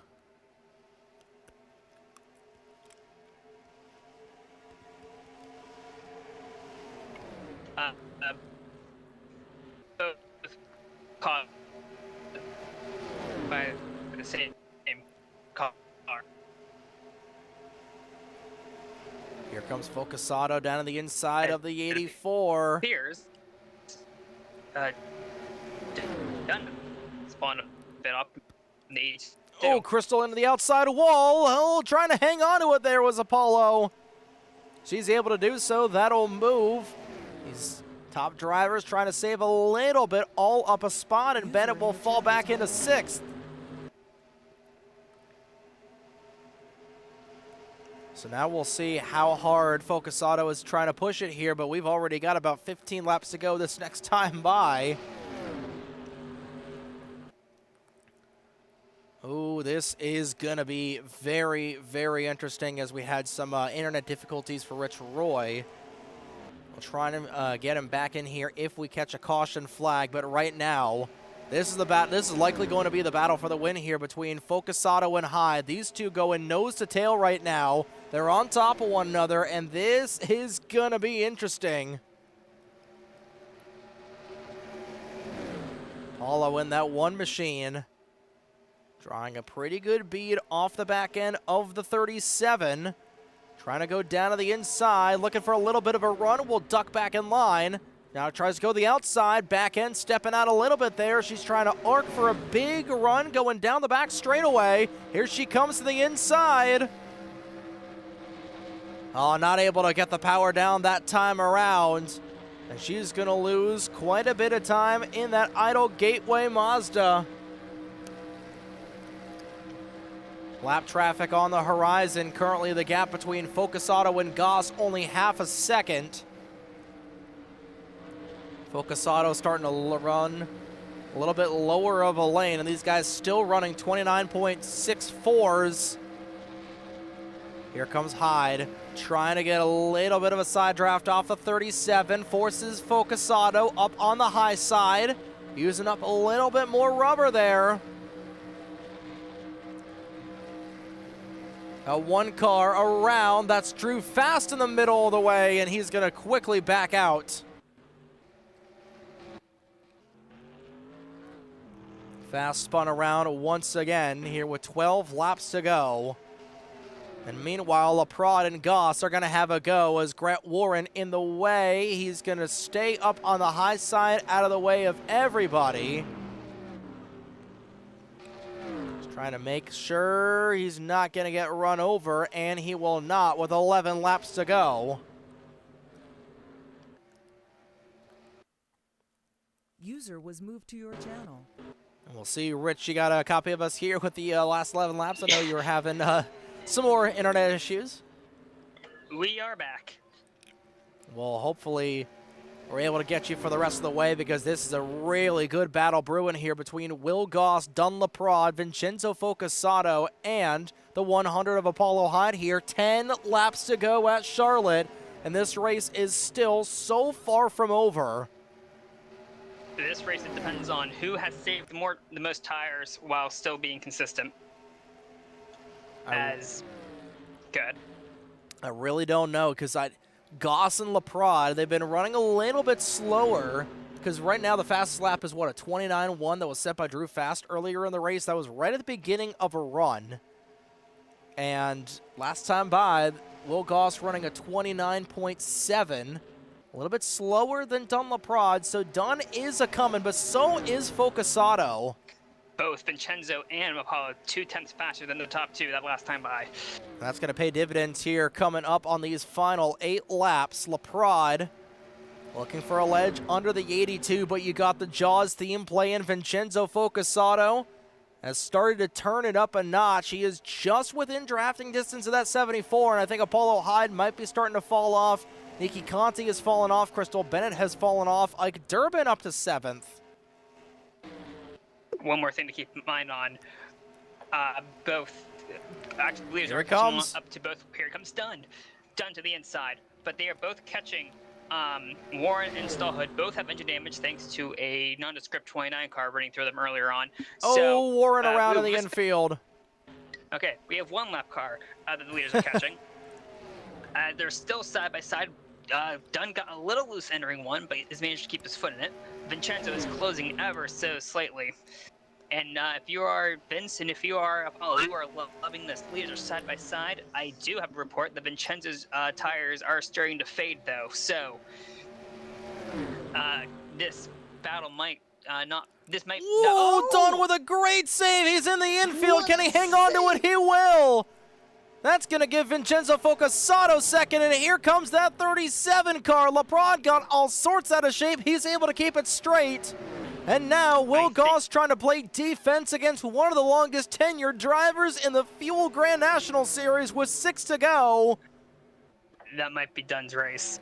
Like, he's still going to get a good result out of this, but I don't think he's going to, I don't think he has, I think his tires might be shot after that incredible save.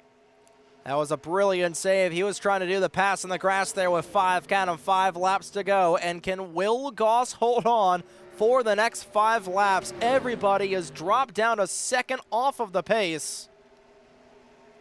Will Goss ran a 29.98 that last time by. Vincenzo's down in the 30s. Pretty much the same time, though. It's a very, the difference is only about a tenth as he almost clobbers the turn for a while. Vincenzo, he's just looking for a lane around Will. 4 laps to go. They're getting around the lap car of Stallhood in his 100th career race. It's not going to pay out for a win, but trying to pay out for a win here is Focasato. He's got to run. Goss going to throw the block. Does he go for the outside? No, Focasato will stay to the inside. And LeBron, you know, he is back in this race. Stallhood, way out of shape. He's going to let the 1 car go by. 3 laps to go, and again, we're past the point of no return. LeProd, we got 3 cars up in here. We got 3 cars up in here with absolutely no tire grip whatsoever. They are on ice skates right now. Both Dunn and Vince slid sideways. I think Goss is trying to take this as slow as humanly possible, but with trying to keep 2 of the best of the business behind him. You're playing a 2-front war with both of them right on your rear end. Sticks high in the air, 2 laps to go, 3 miles remain at Charlotte. And it's going to come down to a 3-car battle for this race win. Will Goss has led the last 23 laps. Don LeProd on the outside. He's trying to hold on to it. Goss will block the top.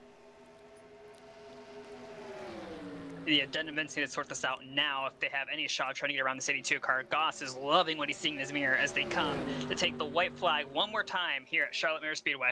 Last lap, way out of shape there was the 37. Bell lap here at Charlotte. Will Goss just needs another 1.5 miles to get the job done. Now the 37 and the 74 will go single file. It might be too little too late as Will Goss looking pretty good. Yeah, this is Goss's win. As Dunn goes for second again, but I think it's all car 82 tonight. He had a great save in turn number 3 earlier in the race, and then about 100 miles later, it's going to pay off. It's going to be a photo finish for second, but at the line, Will Goss leads the final quarter of the race to win the Cystic Fibrosis Foundation 150 here at Charlotte. 4th place, Apollo Hyde, starting off, I believe, their title defense strongly. 5th place, Nikki Conti, a great run for her. She had a weird day. She was upside down at one point, but top 5 is a good way to remedy that. I'll definitely say so, as everybody congratulating Will Goss. What a run there to the end. You know, we had talked about it, Rich, how, you know what, we weren't sure if this race was going to go caution-free for the final 32 laps. It just did. And that was not only an incredible showcase of racecraft, that was an incredible case of car control and just racemanship as well. And what a win there for Will Goss. He is able to survive, and the Ohioan getting the job done.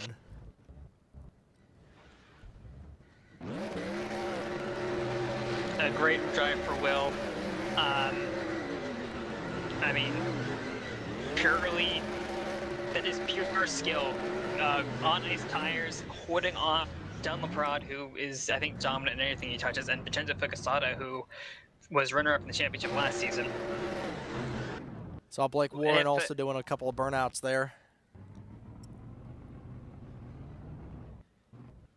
If Will Goss can keep this up, he might be another one of the drivers to challenge Apollo for her title. Well, it was certainly a race to remember tonight. 9 caution flags, but the final 32 laps go caution-free for a great race here tonight in that O'Reilly Auto Parts Camaro in the O'Reilly car here with these NXS 20 cars. Able to get the job done. He's going to park it right at the start-finish line. We'll double-check to see if this indeed is Will Goss's first career win. I don't believe it is. We'll see. We'll check the records here. I know he has a few starts. I don't know about wins. He does not have a win in the Grand National Series, so a first-time winner here tonight in the longest race of the season. How about that for Mr. Will Goss getting it done in one of the highest pressure scenarios you can on just trying to get things going with tire wear.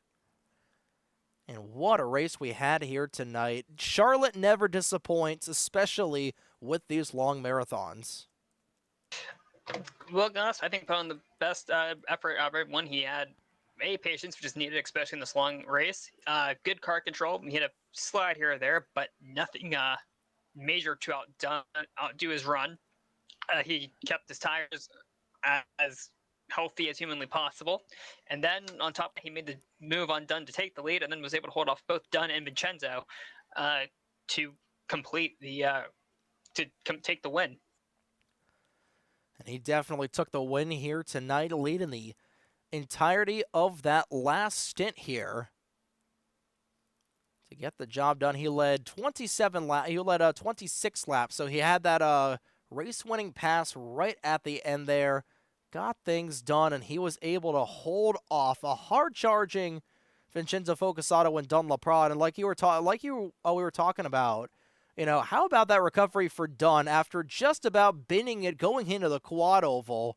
He makes an incredible save and ends up being able to salvage second in a photo finish at the line. He'll be one of the 4 drivers we'll hear from post-race. But once we get those, now that we'll go ahead and get those interviews all set up here. But for the time being, I'll be back here for the post-race interviews for the Grand National Series race here tonight, the Charlotte Motor Speedway. A fantastic event here in the Queen City where Will Goss takes his first career Grand National checkered flag here tonight in the Cystic Fibrosis Foundation 150.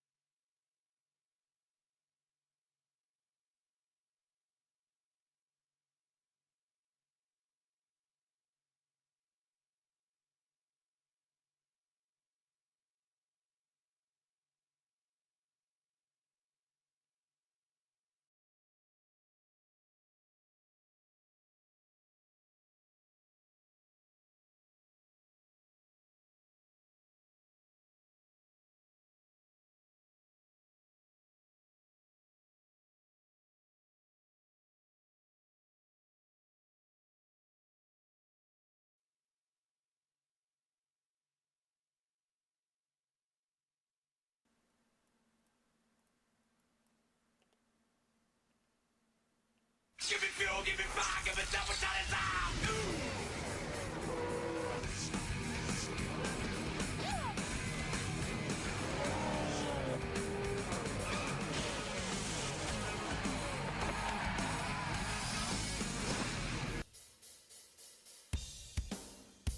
Race number 1 of the season has wrapped up here for the Fuel Grand National Series. A wild race at the Charlotte Motor Speedway resulted in a 3-way battle for the win. Will Goss was able to edge out Dun LaPrada of Vincenzo Focusato for his first career Fuel Grand National Series win here on the North American Sim Racing Network. Trey Wright and Rich Roy bringing you post-race coverage here at the Charlotte Motor Speedway. And Rich, first things first, that was a race of all time. But those last 30 laps and that tire wear battle right there at the end was something special. Yeah, admittedly, the first half of the race was a bit sketchy, just stopping and starting, and everyone getting out of sorts in the beginning. But once we got our groove, we saw how we saw what could happen once everyone calmed down. We had a nice clean run to the finish, a very exciting battle at the end, and at the end we have a first-time winner in the Fuel GNS series. And we definitely do, as we'll go back into here and we'll begin with our post-race interviews. Starting off with the third place finisher after a wild finish there at the end. Somebody had to finish third, and it was the driver who we thought was going to be the prime contender there at the end, but Mr. Vincenzo Focusato got a copy of us here in the broadcast booth. That I do, Trey and Rich. Glad to be here with both of you guys.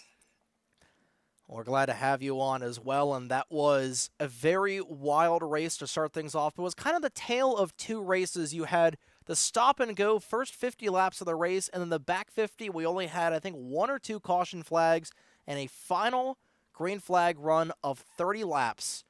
And we saw you backing off a little bit there as you and Apollo were trying to stave your stuff to the end.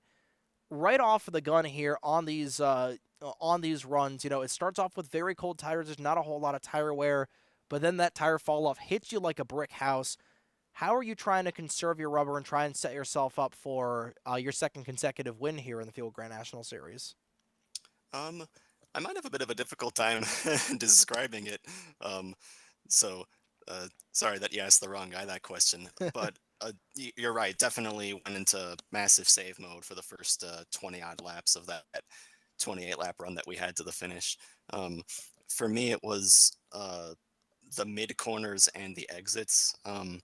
I don't really know what it is about the profile of the turns, but 3 and 4 just kind of chew up your tires, even if you're taking it easy. It just seems to be the only way you can seem to save it seems to be speed. So I tried to use a bit of brakes mid-corner, get the mid-corner speed down a bit before punching back in the gas. I think I did about as good as I could have. Maybe could have waited just a smidget longer to go, but I wasn't sure how many laps I would have to actually go into attack mode if I waited any longer. And as I'm too aware of, and as you all saw, I need like 100 laps to make a pass whenever I'm on the offense. So didn't get it done there, but yeah, still had a great race, a great day, and a great time battling with Apollo, Will, and Dunn, and everyone else. Yeah, that was certainly a heck of a time here for us to watch up in the broadcast booth. But, going into that final 10 laps, especially with 7 laps to go, with Dun LaPrada way out of shape, doing just about the pass in the grass, and then just trying to battle there at the end there, how difficult is it to wheel these stock cars around a track like Charlotte, basically just on ice skates with no tire wear whatsoever?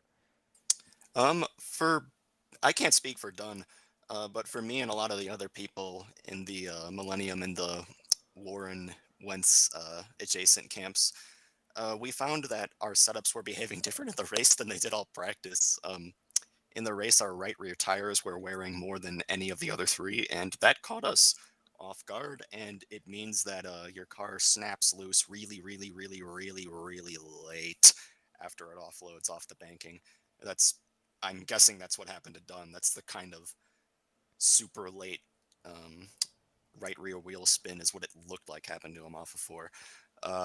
So yeah, I was just trying to keep a hawk eye on that right rear with the knowledge that any lap I might not be able to hold the throttle off the corner anymore because I wanted to make sure I realized that was happening before I learned the hard way. So just kept an eye on that and yeah, made it to the finish. I got really loose off of 4 down on the low side trying to stay underneath done with I think 2 to go. So it almost bit me. I would have been kicking myself real hard if I let that get away from me. But uh, yeah, managed to bring it home and honestly could have afforded to be a bit more cautious than that, but got away with it this time. We'll take that lesson and apply it to the next race. Yeah, and applying it to the next race and all the races throughout the season is definitely going to pay dividends. As you were able to finish off ahead of Apollo Hyde here tonight to set up this championship battle once again here between you two. But look into the rest of the season. We got 1 race in the books, 10 races to go. A very robust schedule here in season 9. We've got tracks such as we got the streets of Long Beach. I don't think we have any dirt courses, but we have a couple of road courses. We've got big speedways. We've got Pocono coming up. We've got so many different tracks on the schedule.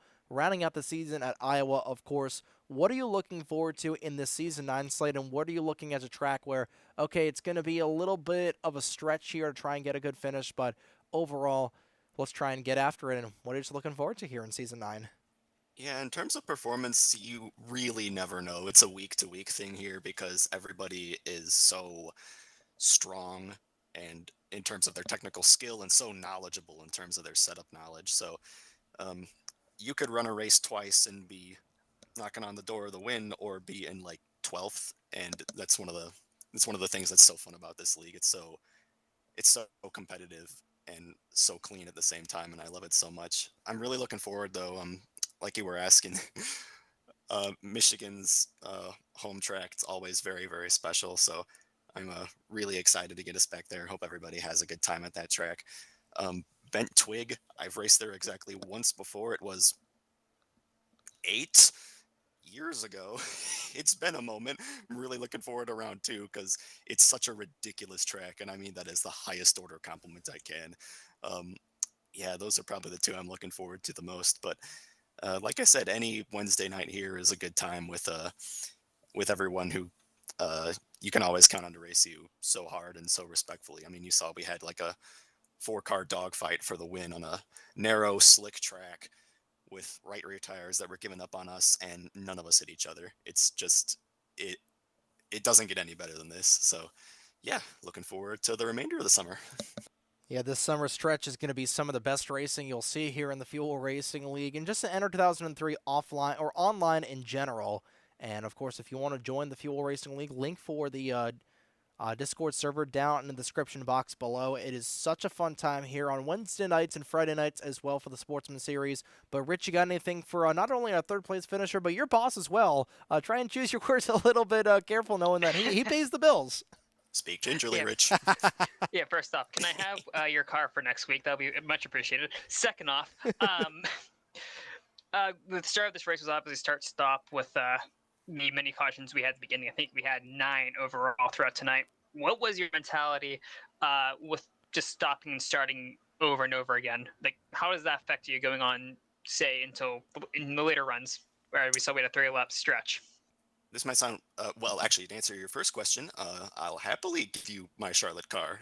Since we're at Nashville, it will behave like absolute garbage, but it won't be my problem. Uh, no. But seriously, the second question, if anything, this might sound weird, and I prefer, um, last Friday for Sportsman, we went caution free at IRP. Those are what I live for. But if we end up with a yellow heavy race anyway, if anything, it gave me more confidence on the restarts than anything. Um, the side effect of all those unfortunate yellows is that we had a lot of chances to see how our car behaves on frigid tires on entry and on exit, because like you saw, it was a huge handful, and by the time we got a few in, I knew what to expect from my car, and I wasn't quite as scared. But yeah, obviously we always hope for green runs, and luckily by the time the second half of the race came around, we all got it out of our systems, and I'm glad we got a lot of good long uninterrupted runs all the way to the finish. And that was a fantastic long run to the finish, like you said, and not quite the win, but hey, you guys had so much fun out there, and you guys were able to get the job done for a solid podium finish here for a third-place finish. Pretty good start to your season 9 here, Vincenzo, but we'll give you the floor to thank any sponsors that you want. If there's anybody you want to shout out here on the NASR airwaves for a third-place finisher in tonight's race of Charlotte. Vincenzo, the floor is yours, my man. Yeah, thank you. Thank you to the admin team for doing what they do and doing it well and giving us a place to race, because it was a really short break, only a few weeks off, but it's still nice to be back. I'm really excited for the rest of the summer. Shout out to anyone from EFR, anyone who might be watching, if Dad or Cameron or Andrew are catching this, and to everyone who came out tonight. We had a huge starting field, and it really made for a good time. I insist that in our races are fun, no matter how many people you have, but the more you have, the more racing there is to go around, and it's always fun to see. So really appreciate everyone who gave us their time and came out tonight. And also to Apollo and Dunn and to Will for racing me so clean. Apollo would tell you that I was being very aggressively defensive because I just didn't know at what point our tires would fall off in relation to each other, and I didn't want to put myself behind again. So I hope she didn't take. I hope I wasn't too dirty to her. I was trying not to cross that line, and Dunn will probably tell you that me and him sort of got in each other's way. I don't know if either of us would have actually gotten by Will or not. Will was very, very, very fast, but we kind of got in each other's way so hard trying to protect second place from each other that we kind of that second place ended up being the only thing really on offer for us by the time we were done. So yeah, appreciate all of them racing me cleanly, and I think that's everyone. Thank you guys for producing the show and giving us a good program to watch. It was certainly a fun program to watch here tonight. A tale of two races, like we said, and you're able to end up on the pretty high note up there in the third place for you here tonight. We'll see you next week at Nashville for down the crazy track in a crazy town. That's going to be a ton of fun next week out in Lebanon. But Vincenzo, thank you so much for coming on post-race, and we'll see you next week over in Tennessee. Thank you both. User was moved That was out of Vincenzo your channel. Focusato, driver of the number 37 Millennium Autosport Momo Mazda. Third place finisher here for tonight's race. And we'll bring you our second place finisher, driver of the number 74, the Schaefer Group. User was moved to your channel. Chevrolet Camaro for Dunlop Racing. You got Dunlop here. Got a copy of us in the broadcast booth? Yes. Well, that was an eventful final 20-lap run for you here tonight. And we saw you pretty much start from the back of the field and make your way up. You're all over the place here tonight on that early stint. But take us through how different it was through this first half of the race, through that final little stint where it's pretty much just stop and go for the most part, and then a tire war right there at the end. Well, I mean, the first half was really trying to survive. Qualified pretty well. I feel like that I was in a pretty good spot to really feel like pretty good to not really having to have any sort of mishaps or getting involved in crashes. And then I had a bit of an issue early. I had to fell down the lap and got back on the lead lap and had to methodically work my way back up, despite the fact that we had everybody having all sorts of issues. So I was just trying to survive and make it through as clean as I can. And then the second half, it was just, since the field kind of shrunk drastically, it was kind of, just kind of go for it at the end and try to see if we, if I had anything for Will, Apollo, Drew, and Vincenzo as well. Yeah, I mean, I felt good about the second half. I felt okay about the long run. I felt like if I think I needed to manage my rear tires a bit better. I think I was able to do pretty well in managing that to be able to to be able to get the car a little bit more looser to have a little bit more speed. But I think if I had saved my wheels, I think a little bit better. I think I probably would have probably had a good shot to get around Will 8 to 7 to go there, but I don't think it would have made a difference because this is a very tricky track to make passes with how narrow it is and how the turns just catch up to you pretty quickly there. Uh, so yeah, it was just trying to survive the first half. The second half was just going for it. Yeah, we saw that come in spades in the second half, where it was just turned to a tire conservation battle between you, Vincenzo, Apollo, and Will right at there at the end. But that save coming into the quad oval with 7 laps to go, that was absolutely incredible. Where Rich and I were pretty much on our feet watching you save that Chevrolet. Walk us through how you're able to really save the car after it stepped out on you, with the right rear being at about 250 degrees or something ridiculous like that, and then walk us through the final 7 laps with that battle with Vincenzo to the end. Well, I had to just re-rag, get back at it. Lost quite a bit of momentum there, but that's obviously getting loose sideways, having to save it and being in the grass. That's just trying to, not wreck the car and really most importantly, not take anyone out. I've, accidentally taken enough people out or put people to war, wreck people here recently. The last thing I need to do is just wreck someone on accident again.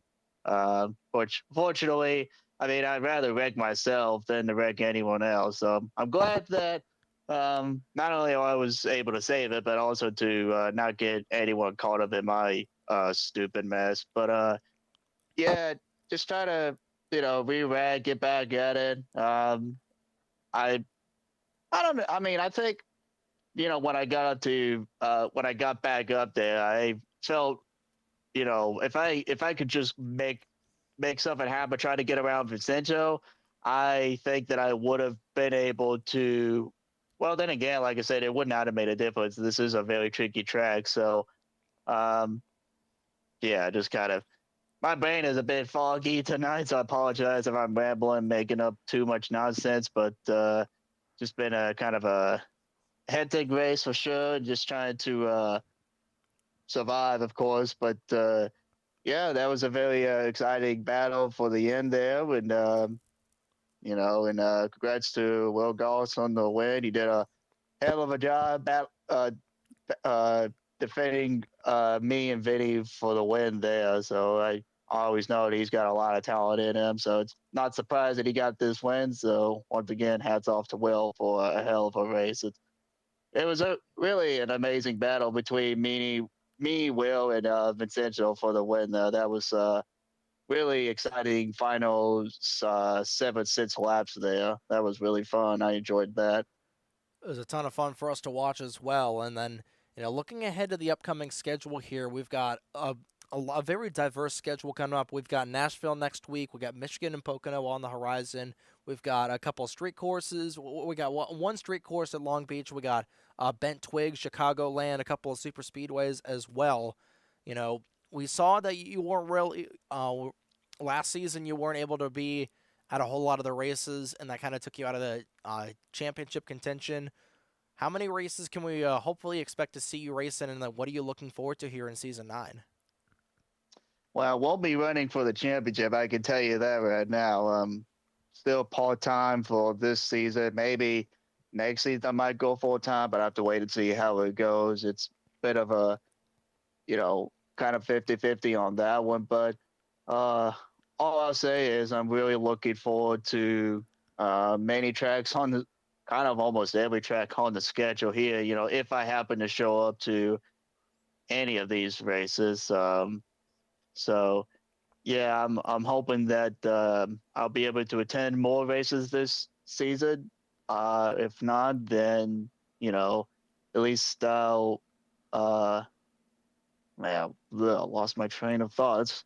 kind of, it's been a long race, so like I said, don't just bear with me once I get my thought process back in order, which is kind of something that I have a skill issue in sometimes. But yeah, I'm hoping that really hoping that I get to go to the Long Beach race. Really excited that that track is on the schedule. I love Long Beach, Chicagoland. I'm hoping to be able to go to that race as well. North Wilkesboro as well.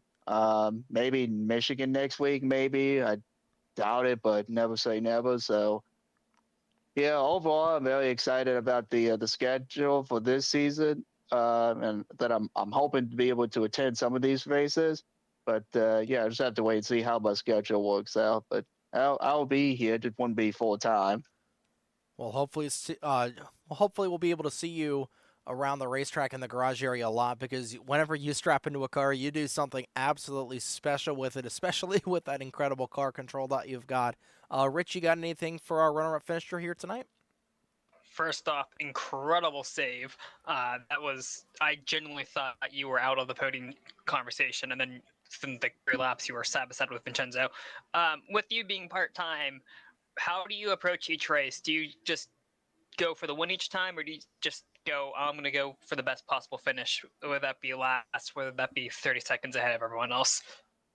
I'm going for the win every single race. I'm going part time. If it's full time, I would try to go for is the best possible finish that I possibly can, and to have that consistency. If not, have a shot to win a couple of races. Uh, that's always been my philosophy. So I'm hoping that the next couple of races that I enter this season, I have a shot to win. I know I'm feeling really confident about a good chunk of these tracks, but I mean, y'all saw Will win. I'm sure that he's going to run part time. I mean, I would think. I'm not sure, but I'm sure that he's going to be a threat for wins. Obviously, Vincenzo, Apollo, Tyler, Drew, really everybody in this league has a shot to win. So it's I'm looking forward to it, but I expect a very tough fight for those wins, and that's what I'm entertained for, is to have that tough and fierce battle with everybody. That's what I always have a good pleasure of racing with everybody in this league, and having all of that respect. And even through the bad races that we go through, like tonight, we're still able to uh, have fun and race with each other cleanly, respectfully, and most of all, just have fun and also battle it out when we need to. And yeah. And that's all it's always about, is having fun and putting on a great product here, which you guys absolutely did. But Don, I know it's been a long day for you. It's been a long race, but we'll give you the floor to thank anybody that you want, or any sponsors that you want to shout out here on the NASRN for our runner-up finisher in a dead heat at the line there with Vincenzo Focusato. Don, the floor is yours, my man. Well, first and foremost, once again, I want to give a shout out to Will on the tremendous win. Once again, shout out to you, Trey, for broadcasting. Shout out to Rich for being up there on the booth as well. You guys did a pretty good job on the commentaries, even though that I was busy driving a car, did not pay attention at all for obvious reasons, because I was driving and not listening to the broadcast. But I'm sure y'all did wonderful job as always. Shout out to Apollo, Tyler, and Ike, all the league admins in this league. Shout out to Tyler for the league. Shout out to all the people at home who watch this race. Even if it was painful to watch the first half, I hope that the second half made it up for it, and I hope that y'all had a good time, watching it. And then shout out to Team EFR, and shout out to everyone who raced here tonight, and all the racers in this league. And shout out to Blake for sponsoring the race, and shout out to everyone for making me a better driver.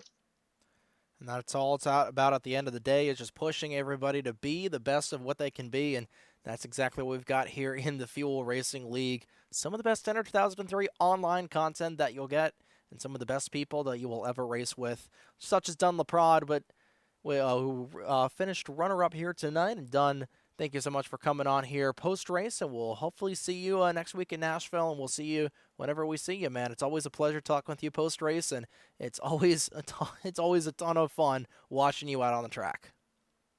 Yep, thank you all so much, and I hope to see you all very soon again.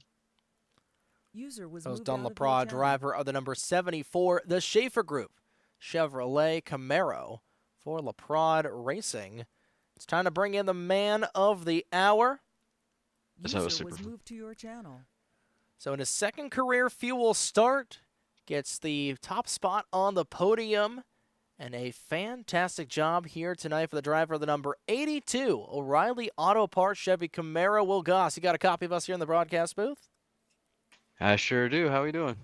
I'm doing pretty good. I know you guys down the pit lane were celebrating like it was no tomorrow as you were able to win, lead the final 23 laps of this race, if I'm not mistaken, to become the 20th different winner in the Fuel Grand National Series. Getting your first win here tonight. First and foremost, congratulations, man. Yeah, thank you so much. It was a pleasure to be out here. This was a super fun race all around. It's been a while since I've done NR racing like this, maybe about like a year or two since I've really came back to the online scene and started doing races here. I had the kind of like a bit of a warm up in the Grand National race at IRP that I finished second in, which kind of boosted my confidence for tonight. And I mean, it really propelled me to the win here. I was able to stay ahead of a lot of really fast people in Apollo, Vincenzo, and Dunn, and the rest of them that were up there with me throughout the race. And I was surprised I was able to hang on to it, but I'm glad I did. I had a heck of a time tonight. Yeah, and that final 30 lap run there at the end we'll focus on here first, because that was really where it came down to a ton of veteran drivers being able to conserve tire wear. And, you know, at a track like this where this version of Charlotte, it's only got one groove on the bottom lane, there's not a whole lot of areas to pass. How are you able to, save your stuff for that final, like, 5-lap duel there between you, Dunn, and Vincenzo, and then B, trying to fight off both of them when they decided, you know what, we're going to try and work together and try and get this win? Well, a track like Charlotte, it rewards consistency, so just trying to keep the same lap times and try not to burn your tires a little too much. Like you really got to listen to your tires and like what they're telling you, you know, kind of in a way. If you overdrive it, they're going to make a lot of noise. So you just try to keep that down. Try to enter high and arc the corner. I had a setup that kind of rewarded that type of entry going into the corner. It was pretty loose in, so if you could control that, you could carry that speed out a lot of the time. And the straightaway speed in this thing was also very good in the Chevy engine, so it kept me ahead of them at the very end there. And in terms of saving tires, I mean, it was quite hard with them right behind me at the end, but with like about 10 to go, I was like, I'm gonna really need to save at least one or two more here. So I just kind of hope they battle it out, and by the end they did get side by side, and that just kind of helped me get away towards the end. Yeah, and then this was really the tale of two different races here, where you had the stop and go racing right there at the end, or right there at the beginning in the first half of this race, and then you had some pretty long green flag runs there at the end. So how did you really take the time between those two races to try and figure out what your car was able to do and how to really try and set it up there for that run at the end? I mean, early on it was kind of hard because it seemed like we were pitting just about every other caution, and you know it was about like maybe 3 or 4 laps that we got into the run. So I didn't really get to really know the car at that point quite yet. But then we did get a little bit of a green flag run. I was behind Apollo, and I think I had Dunn behind me. He was either in front or behind me during that run, and I kind of just watched how they drove and paid attention to it. And at one point I was kind of gaining on Apollo, so I was like, maybe my setup is okay. I'm not sure if I'm faster or if they're just slower. And Dunn kind of had like a slow start, a very fast middle, and then it would kind of trickle off towards the end. So I just tried to kind of keep that in mind if it were to go green by the end, which it did. So just paying a lot of attention to that. And of course, Vincenzo, I mean, he was kind of right there with me the entire time. So I really didn't know what he had. So I really like wasn't really too sure what to do about him if he got ahead of me. But him and Dunn got into it, and then I was just able to be right there. Yeah, and then you guys, you said that you had come back for about a year hiatus here in Enter 2003. And how does it feel to just really come back to this, really this league and this community that has been so robust here over these last couple of years, and just the community that has been remaining so strong, especially in the online scene. And how does it feel to get a win with an organization like Fuel and be able to race here with just a very competitive field? I love to see that the community is still here and it's still thriving. I've been playing since about 2010, 2011. So, I mean, there's been so many NASCAR games that have come out. I mean, you got iRacing. I mean, you got their video game that they just came out with last year. So the fact that we're still all gathering and like we had a pretty decent car count here tonight, and we're still playing this game and still giving it the love that it deserves. It's very great to see. And to come back here and get a win. There's a decent amount of friends in this field here tonight. Like Blake, I've raced with Dunn for I don't know how many years, and there's a good handful of names that I've recognized just over time. Maybe I haven't raced with them directly, but I have seen them and I do know them. So it's cool to see that they're sticking around. And obviously for Blake, I've known him just about since 2011 as well, and I'm glad that I can give his team a win here tonight. His and Corbin's team here to win a win tonight in a race that he sponsored for a very good cause. I mean, that just kind of melts my heart in a way also. And Corbin just announced that I'm now racing full time as well since I have this win. So I guess I better defend a good finish. So I'm glad to be a part of Fuel now. It's really good to be here. We'll definitely have to add you to the name of add you to the list of championship contenders now that you're racing full time, because this is going to be a very competitive season after tonight, based on just how much we've learned how everybody has really improved over this off season or so, and adds your name into the ring as trying to fight for this championship is going to be a ton of fun for these next 10 races. But Rich, you got anything for our winner here tonight? First off, congratulations on your first GNS win. I can promise you all the GNS races aren't as stop and start as they were tonight. With the dying stages, you had Vincenzo Fergasata, who is one of the powerhouses in this league, and Dunn Laprade, who is the powerhouse of any NR league he seems to touch. What was going through your mindset in those final 5 laps while trying to keep the pair of them behind you? Oh man, what wasn't going through my head those last 5 laps? I was pretty much staring at my mirror the whole time, like just praying that they'd get side by side and somehow slow each other down. It was really funny to see because I'm pretty sure Dunn had better tires and a better setup than Vincenzo at the end of the race. So I was just looking in the mirror. He was just looking for any room that he could get by Vincenzo. But of course, it's the end of the race, so you got to defend your position and just go for it. So, I mean, it was just chaos behind me. I was just hoping that one of them didn't get below me or beside me and, take a bit of air off my spoiler and just get me out of shape and get by me. But, I mean, about 2 to go, they were side by side, and I was like, I have to just push. And if they're still side by side with 1 to go, I think I had it. And that's what happened, and I ended up taking it. And taking it to the house indeed for your first career win. And first and foremost, congratulations on that.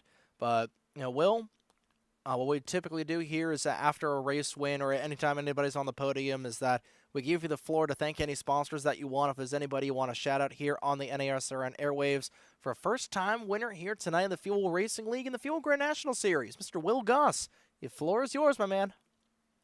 Yeah, for sure. First and foremost, thank you to Warhorse Racing for giving me a spot in the league. Like literally as soon as I joined the league, they sent me an invite and said, we want to sign you and we want you to drive for us in this league. So I I hope I lived up to expectations. I would certainly hope so. I'd also like to shout out Power Slam Pro Wrestling in New Philadelphia, Ohio. We have a show coming up this Sunday, if weather permits, at the Canal Dover Festival in Dover, Ohio. We'll be there Sunday from noon to 4 p.m. It is a completely free show.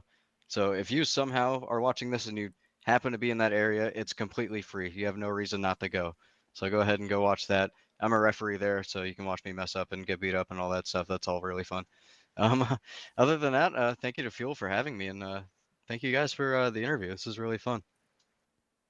Hey, you guys have been putting on a heck of a product out on the track here tonight, and we're just lucky to be able to broadcast it, and we're lucky to have you on here for the post-race interviews as well. Thank you so much for coming on, and go celebrate with the boys, my man.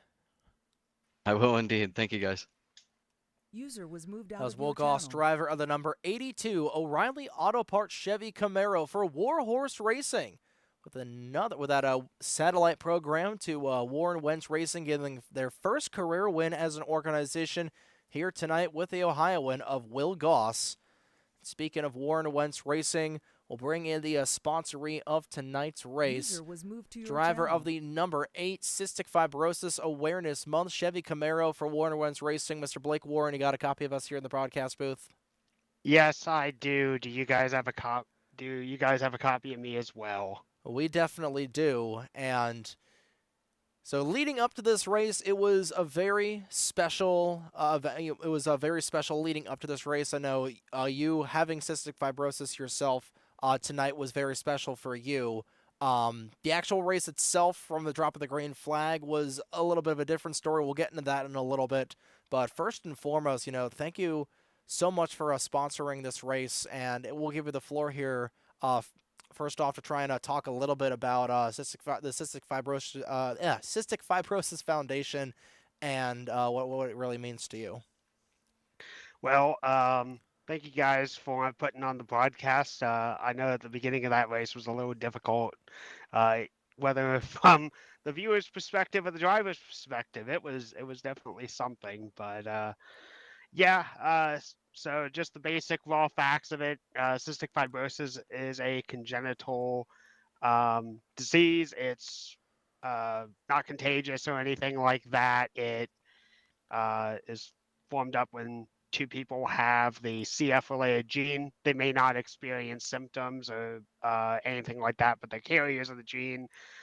In the case of my family, we're a family of 4 boys. I'm the only single person who has both genes of cystic fibrosis, which gave me CF in the first place. All of my brothers have one of the genes, and they are carriers of the gene itself. So it's a disease that definitely can be rough. Knock on wood, I've managed to be pretty healthy and managed to stay out of the hospital for about a decade now for needing IVs or anything like that to fight off some of the just general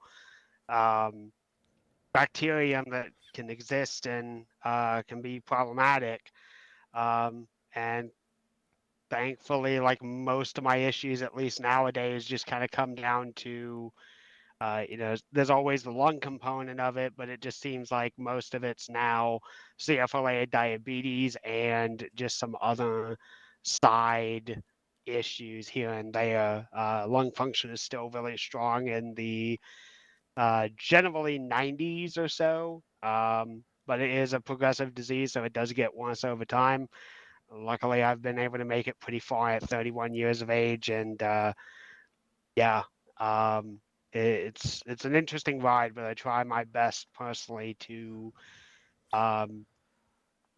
It could be seen as controversial by some. I see this as a blessing, not a curse. I see this as a chance to be able to see life in such a way that is different from a lot of other people. Really appreciate what we have to exist on this world, and make good friends and make good connections, and just really embrace and love all of that.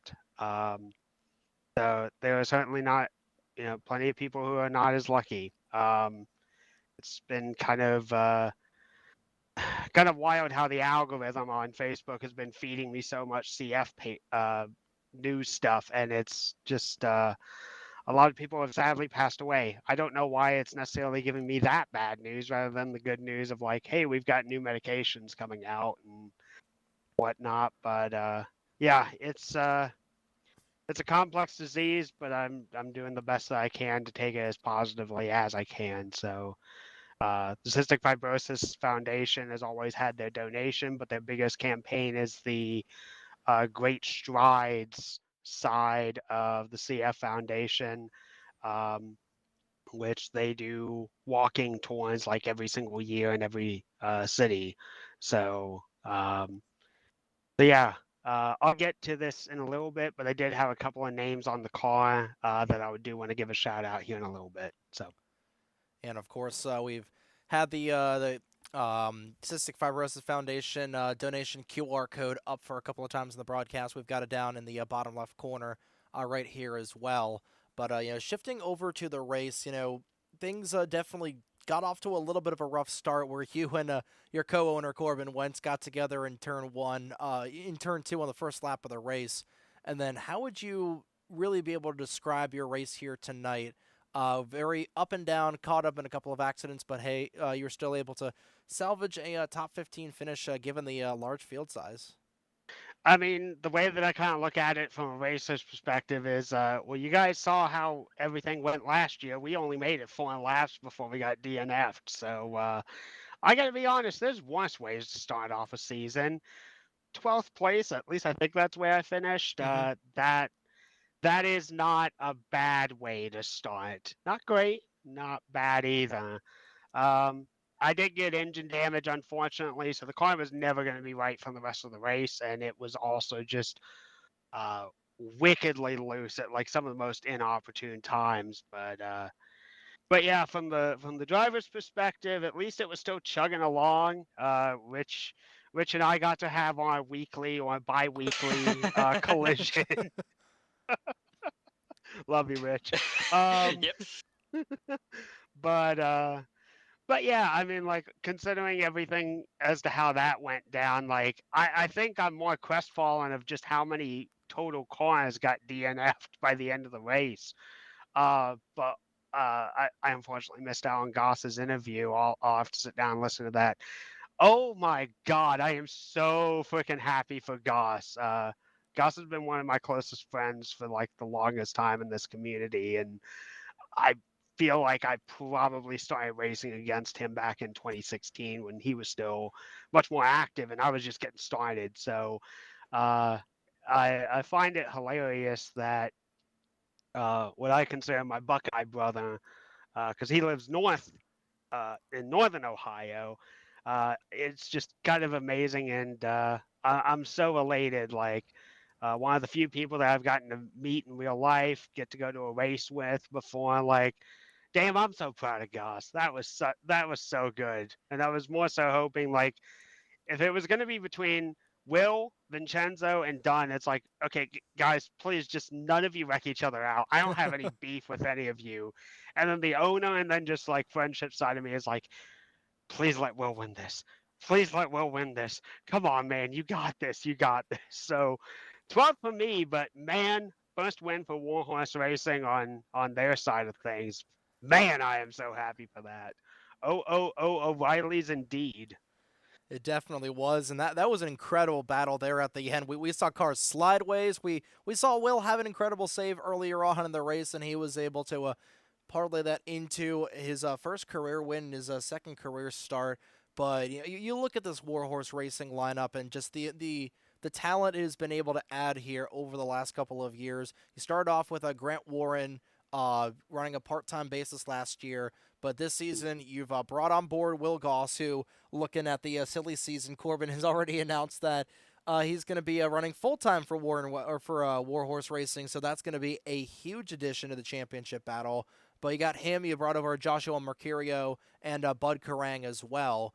So how do you think just this whole Warren Wentz Racing stable and family of drivers has been able to really grow and develop over the last couple seasons? And you've got RJ Bishop, you've got Corbin, you've got Connor Edwards in your stable as well. How do you think you guys, as about a 7-car operation, coming into all these races, are really going to be able to try and build as a team now, knowing that you've got one win with Warren Wentz Racing with RJ Bishop, and you've got a win here tonight with Will Goss for Warhorse? I don't know if something was going on, but your audio was getting drowned out near the end there. You're good. I heard everything that you said. My voice is just starting to taper off there a little bit. That's fair. What I can certainly say is this is, I mean, last season was when the whole entire operation came together, and then this is year 2 technically of the operation. I mean, when we put all this together, the whole idea is like, people like Bud, people like Connor, like people like Grant, like they all had speed in their own right, but just not a lot of fine-tuned discipline. And I've done this before with other teams in the past, is if there's people who are like nice they have a sense of speed, but maybe just not a way to control that. Um, and honestly, kind of the underdog, you know. Maybe they're getting picked on by like some of the heavier hitters. It's like, you know what? Just kind of insulate them a little bit. Give them a place where they can be able to feel comfortable to like make mistakes and learn to be fast. And to be completely honest, just like I kind of grabbed Josh and Will just both as well. We moved Connor up to the Warhorse team. Sorry, the Warren Wentz team, which is the A team, because our like big setup designer and like big mentor in that is RJ. So when Connor got promoted, it was like, well, okay, you know, who's exactly going to fill in for the Warhorse guys at least? Like, we're still going to help them and everything, but they should definitely have like someone who can help them, promote them, and like give them a sense of safety. I grabbed Josh because we've worked together as teammates and as uh, co-people, so to speak, in different leagues for one another. We've raced against one another in NRCRA, and we've always had a great deal of respect for one another. So it's just a sense of like, you did something nice for me, I want to do something nice for you. Hey, come out. Here's a paint scheme that I made for you. You don't have to run the whole season. Just come out and race with us and have fun. Same thing goes with Will. I mean, like I said, been one of my longest friends in the community. Um, and I've missed racing against Will. He's more on the iRacing side when he can do it. I'm strictly the NR side. So to kind of get to rekindle that is awesome. So to me, I don't even necessarily care if we win a championship. I just want everyone who is running these races to have fun. And for the people who are trying to get their feet wet and everything like that, they feel comfortable and safe to make mistakes, but also learn to be fast. So, because Grant has gotten better in time. There were many cases last year where he was actually running better than I was. Um, so the potential is there. We just gotta get him around the best people that we can, and that starts with having good friends. So It's all about building a winning culture, but also a positive culture for this organization. And I think it's certainly, you definitely got the culture part nailed down. Now just trying to find some consistency for you guys. But overall, like you said, the most important part about this is that you're all having fun. Everybody's having fun. Everybody's having a great time here on Wednesday nights. Rich, I know you got to know Blake a little bit closer there right before you unfortunately retired from the race, but we'll give you the floor. I wish he took me out to dinner first. We'll Come on to New York, we can make that happen. I'll get sorry, English is a hard language at times. We'll give you the floor to ask Blake any questions that you want, man. First off, apologies for becoming one with your race car. The hotel doesn't provide the greatest Wi-Fi on the planet. As you mentioned earlier, the race was start and stop in the beginning. How does that affect you from a driver's standpoint? Just you're expecting this long green flag around, and all of a sudden, caution, caution, caution, caution. I mean, it just means that there's more cars that you have to play dodgems with and try not to get into incidents with. And even before you and I became one, and also before the engine decided to get some knocks to the cylinders, it's like, man, these wrecks are also like way larger than they need to be. And I may not be like plowing through it or anything like that, but we're getting more and more damage to the car. Like, this isn't promising. And oh yeah, the more and more that we keep restarting, I have no idea how this car is going to handle in a long-term run. Like, what speed can I even get out of this? So I think it's just really the sense of like, well, there's a risk of like a shit ton of damage that could potentially happen in these wrecks, and eventually it did.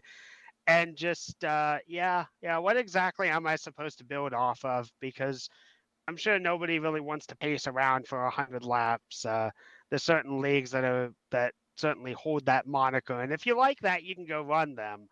The fuel is not typically one of those places, so.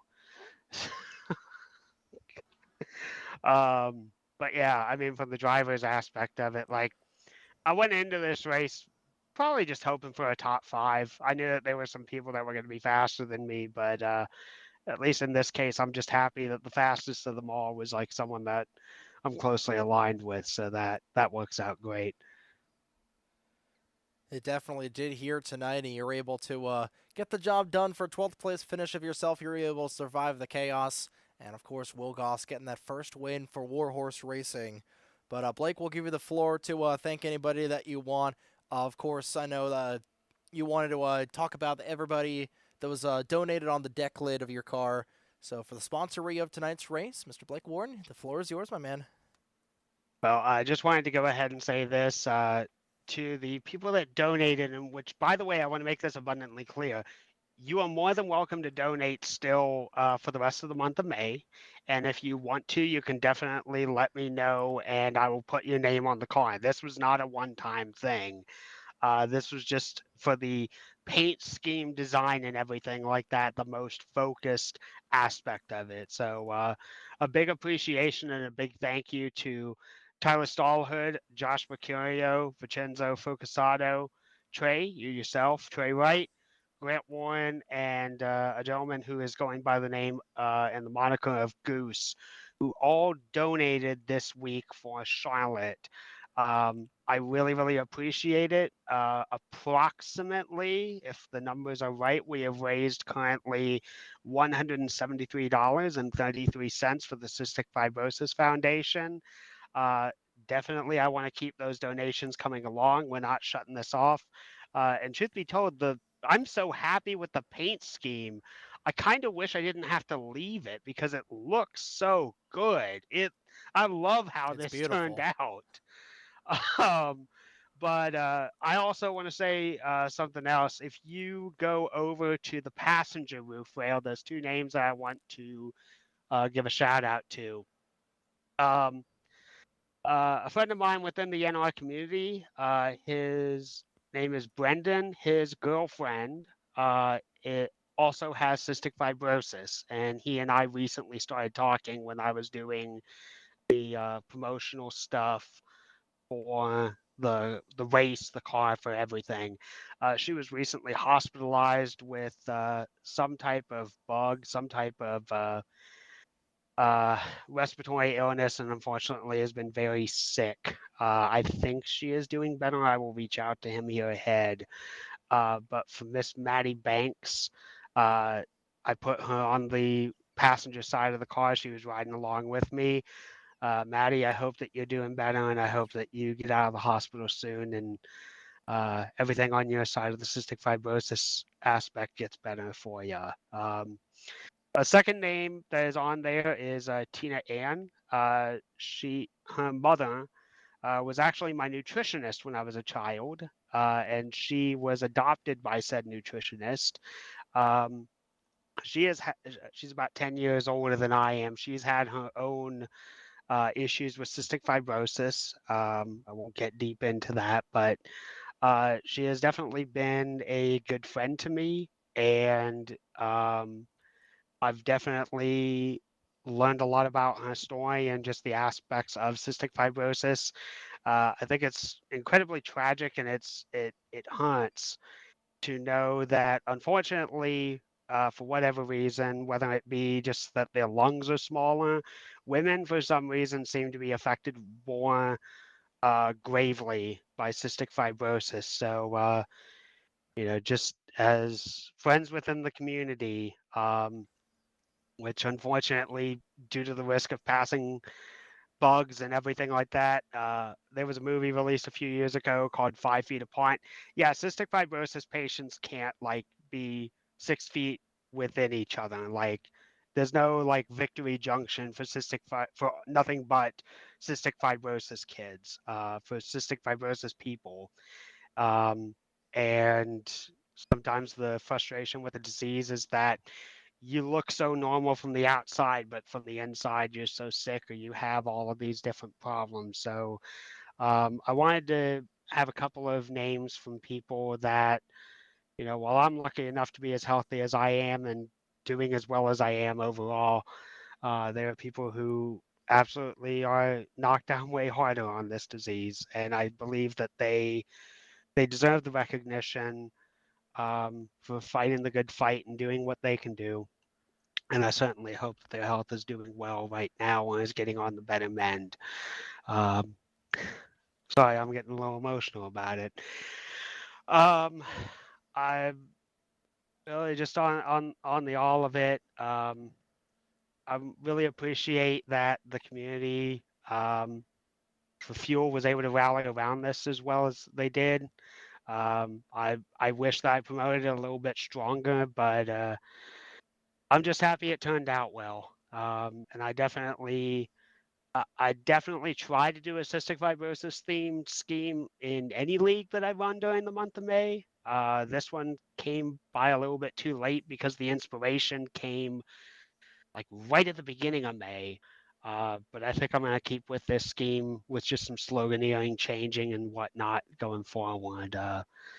But yeah, this goes out to every single person right now who has cystic fibrosis, and my heart goes out to you if the condition is beating you down harder than it is for me. So, Well, yeah, it's definitely emotional time for everybody here, and we're so glad to see that you're taking, or rather, you're just so passionate about this disease, and of course, like we said once again, the scan or the QR code to donate to the Cystic Fibrosis Foundation right at the website that takes you right to the donation bar on the website on the QR code. But Blake, thank you so much for coming on post race here. Thank you so much for putting on a fantastic race here tonight. These races at Charlotte are always a ton of fun, and we're so glad to not only be racing for a ton of fun here in the longest race of the year, but on with Memorial Day weekend coming up and being able to race for a great cause here tonight. So thank you so much, man, and we'll see you next week in Nashville. thank you guys so much. As one final shout out, I just want to say, even if they're not watching it, on how much they'll hear it. Just a big shout out to all my friends and family directly to me. You guys make this life a lot easier to live in it with all your support and love, and whether I'm friends with you on the CF side or how much I've shared with that, you all make my life so much better. So uh, it's a complex thing. There's a lot of stuff associated with the CF that can be challenging for me, but I'm really I feel so lucky to have such an amazing support system behind me, and that just keeps expanding wherever I go. So love my family, and love my grandparents, love my parents, love my brothers. They've all done right by me and done as well as I can to help me with cystic fibrosis and their love and support. So I love all of them, and I love this life. And we love having you in the community, man. And Wednesday nights are just that more fun when you and the entire Warren Wentz Racing and Warhorse Racing groups come out and race here in droves, because you guys put on a heck of a show. But thank you so much for coming on here post race, and we'll see you in Nashville. Absolutely. Once again, thank you guys so much for the work that you did for the broadcast. I appreciate it more than words can even say. Hey, thank you, man, for it's definitely for a good cause, like we said. Thanks. Good night, guys. Thank you. Good night, Blake. User was moved out of your That was Blake channel. Warren, driver of the number 8 Cystic Fibrosis Awareness Month Chevrolet Camaro for Warren Wentz Racing, finishing 12th here tonight, but putting on a fantastic race here. Just like you said, a very emotional time for him and for everybody dealing with that disease. And we are grateful to be raising money for a good cause, like we're talking about. But Rich, it's 11:30 Eastern time. It's pretty late, but your final thoughts on a fantastic race here tonight. We got to hear from a lot of different perspectives from some of the top drivers on the grid, and your takeaways here before we finally get out of Dodge. Well, it was a wild race to start tonight, as we got near the end of the race. things have seemed to calm down. I can guarantee you Nashville will be another wild race, not in the sense of a gazillion cautions, but in the sense of another tire-saving event.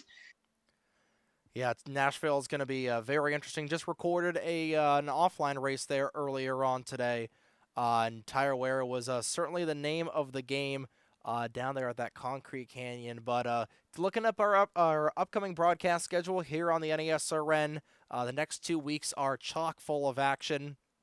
We've got on Saturday, May 23rd, this upcoming Saturday, we've got the PWMA 600 for the Mission Barbecue Cup Series offline race. And then on the 24th, during the Coke 600, if I'm not mistaken, we're going to be doing the season opener for Segment 2 of the 2026 season of the Fast Renegade Pro Cup Series. Next week, we've got Nashville on next Wednesday night as well. And we return to the sportsman side of things on Friday, May 29th. It might be having that race on... tape delayed. That race might be tape delayed based on some scheduling conflicts there. But Sportsman Talladega, that's going to be a ton of fun. Rich, I know that you're looking forward to that. Then we go to the aforementioned Nashville race for the NBCS on the 30th, and then May 31st from the Nashville Superspeedway once again for the Fast Renegade Pro Cup Series. Plenty of action on the horizon. You take a look at the rest of the Season 9 schedule like we were talking about. There is so much action coming up here in this 9th season of Fuel Grand National Competition. Like we were talking about, we got Nashville, we got Michigan coming up in a fortnight, Pocono coming up in 3 weeks, we got Long Beach, Bent Twig, Chicagoland, Anchorage, a super speedway, North Wilkesboro, Indy, we got the Brickyard of this penultimate race, and Iowa as the season closer once again here for this 9th season of competition. It's going to be fun here in season 9, Rich. A little bit of everything for everyone, with the exception of dirt races. However, it's still a little bit of everything. You got Nashville, a very tire-wear heavy circuit. Michigan it's always fun. Pocono, 3 different corners, 3 different ways to attack each turn. Long Beach, stock cars and street circuits don't typically mix. However, we've seen a change of that in the recent history. Bent Twig is going to be fun. I can guarantee you that. Will probably be in the broadcast booth for that. Chicagoland, we saw a glimpse of that during the sportsman race. Anchorage, who doesn't love Anchorage? I mean, it's Darlington and the Super Speedway combined. Best of both worlds. North Wilkesboro, depending on what version we're using, we're either going to see a very fast, very aggressive race or a very tire conservation race. Indianapolis, who doesn't want to win at Indy, especially with the month of May coming to an end. And then, of course, Iowa, a fan favorite, a driver's favorite, everyone's favorite. Who doesn't love Iowa? I don't know who doesn't love Iowa. I know a lot of people that love Iowa. We love Iowa. We just love Fuel Grand National Series, a competition here, but it has been a fun night. It's been a long night. We've got we're at 2 hours and 45 minutes on the air, so we'll do enough. Yeah, I think we'll be done yapping here. But before we get out of Dodge, we'll go through a top-down order of the results from here tonight. Will Goss leads 26 laps to win by 0.3 of a second over Dunlop Prod. Vincenzo Focusato finished in 3rd. Apollo Hyde finished in 4th. That's the first time since mid-2025 Apollo Hyde finished outside of the podium at a non-drafting track in that one machine. And Nicky Conti, despite flipping several times in the race, battled back to finish in 5th. Crystal Bennett battled back to finish in 6th. 7th was Ike Durbin. 8th was Emmy Schizzato. 9th was Truck Tauger. And 10th in his 100th race of his career, we got Tyler Stolhood. 11th was Grant Warren. 12th was Blake Warren. 13th was Drew Fast, final car on the track. 14th was Rich Roy. 15th was Rafaela Sorensen. 16th was Joshua Mercurio. 17th was RJ Bishop. 18th was Connor Edwards.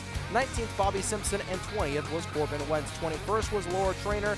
And rounding out the 22-car field was Kenny Campos in the 18th, finishing in 22nd.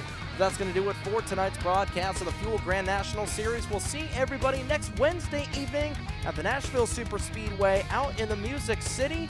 A music-themed race for next week out in Nashville. That's going to be a ton of fun.